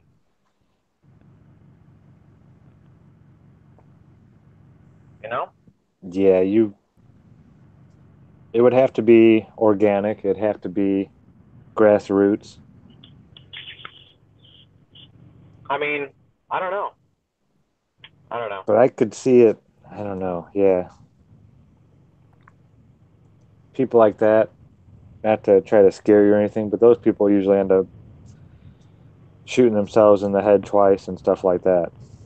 Oh, yeah, right. You know? I get it. Yeah. Yeah. But then again, is that what they would just want us to think too? Are there certain rules that they have to follow to where they can't hurt you unless you agree to certain things? You know, unless you take the oath. Can they do anything to you until you take that oath? Like, am I allowed to say whatever I want about the Freemasons? Do as much digging as I possibly can and exposing whatever I possibly can. As long as I don't join the group and, you know, as long as I didn't take an oath to them. Yeah, you're not a whistleblower. You're simply an investigator. Yeah. And I think there's a distinction there, right? Because a whistleblower is an insider who's taking inside information and exposing the system. Well, it's not just inside information. It's you've taken an oath.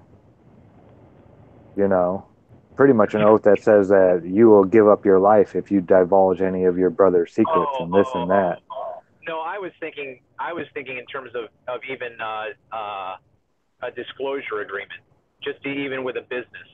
Because a business isn't going to say, if you divulge anything about what we do here, we're going to kill you. That's not the way a typical business is run. So I was just thinking in terms of a whistleblower, you know, like somebody who's in the medical profession, they didn't sign their life away. Yeah, true. Of death, you know what I mean? Yeah. Well, no, those people usually aren't, they're probably not murdered. Those people are probably the ones that are just blackballed out of the club anymore, you know, the medical club. Right. Well, I mean, if you think about it, even like Andrew Wakeman, the guy who does the stuff with vaccines, you know, he blew the whistle. He's not dead. Isn't he still working for the CDC as well? I don't know. I can't remember what his. I think that he's gone pretty far into not being able to do that, you know. But I don't remember. But you know, you got that podcast, Del Bigtree. I can't remember what his podcast is, but it's pretty much on vaccinations. And he was the guy. He was the TV producer that produced the movie Vaxxed. Okay. And I don't know. But like I said, when you and I are having a conversation like this, it just makes sense. This is just the way that you would just do stuff the way normal people would do it. And when you sit there thinking, well, what if we did this? That's where you're going to go sideways.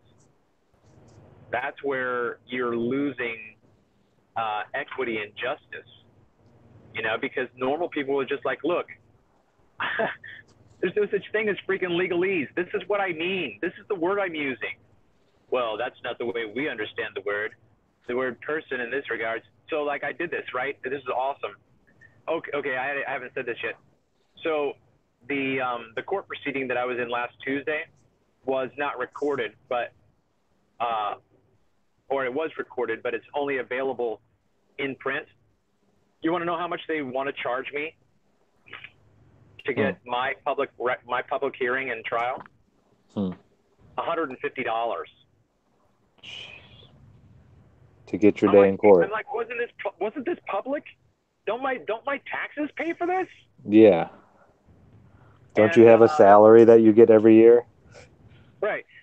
Do you have to pay for your salary? In order for us to pay you, you have to pay us, or whatever. But it was really, really interesting, right? So the prosecutor came up to me before my trial, and he said, "Here's the citation. I just want you to, have it. You probably don't have it," and I didn't.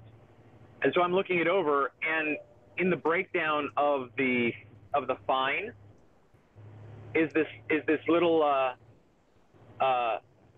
category, victim fund, for a traffic violation.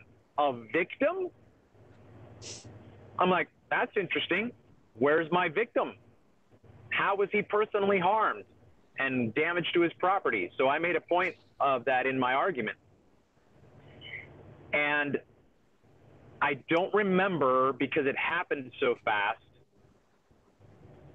and I don't, I'll just say it. So I'm cross-examining the cop. And I said to him, I'm building up. Actually, I thought I did a very good job. But I got to the point to where I said, okay, this is my action. This is my action. I said, now, was there any harm done to a person or any damage to any property by my action? He said, no. I said, so there was no victim? And he said, no. Objection, Your Honor. Calls for a legal determination.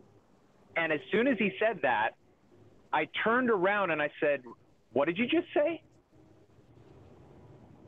Because he just disqualified his witness.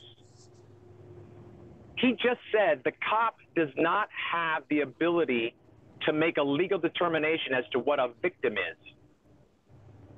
Well, if he's not able to make a legal determination as to what a victim is, how the hell did he make a legal determination to pull me over?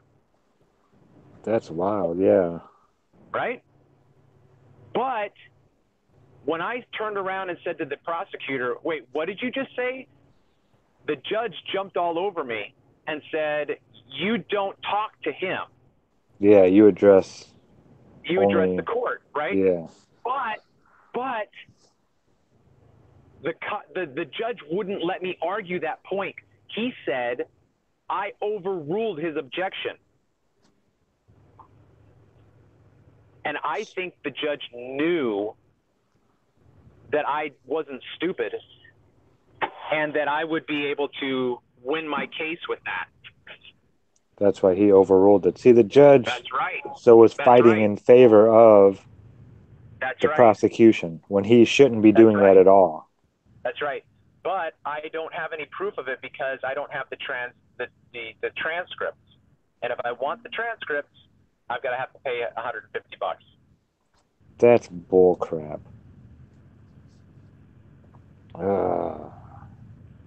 And so when I walked out of there, I'm like, I am totally vindicated. I don't give a shit if I have to pay this fine.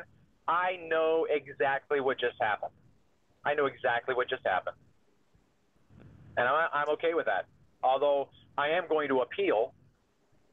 And in my appeal, I'm going to file a claim that I have damages, which are going to include all of my court fees and whatnot. But yeah, man, it's empowering. I'm wired this way. Like actually, you know what? It's funny, is because I don't know if I told you this or not, but I was out in the hallway waiting for the bailiff to bring me my paperwork to take down to the clerk, and the bailiff came out, and I said, "Hey, can I ask you a question?" And she said, "Yeah, sure." I said, "What did you think about all that?" She said, "Well, I've never seen the judge intimidated before, and I think you intimidated him." She said, have you studied the law? Are you a lawyer? I'm like, no. She's like, well, you handled yourself really well. I was very surprised. So I was like, damn straight. That's right. Heck yeah. Well, you're doing something right then, you know. Did you get any suggestions on maybe asking the judge for a side panel or a sidebar or to speak with him in his chambers or anything like that? Only after the case. Like okay. I could have done that before. Like I could have done that before the whole trial. I could have asked for permission to speak to the judge in his chambers. I could have done that, but I didn't know. You think that might have been a good way of going? It's possible. Or at least a good way to start off the process? Sure. You may not get what you want, but the judge now knows that you're, you know,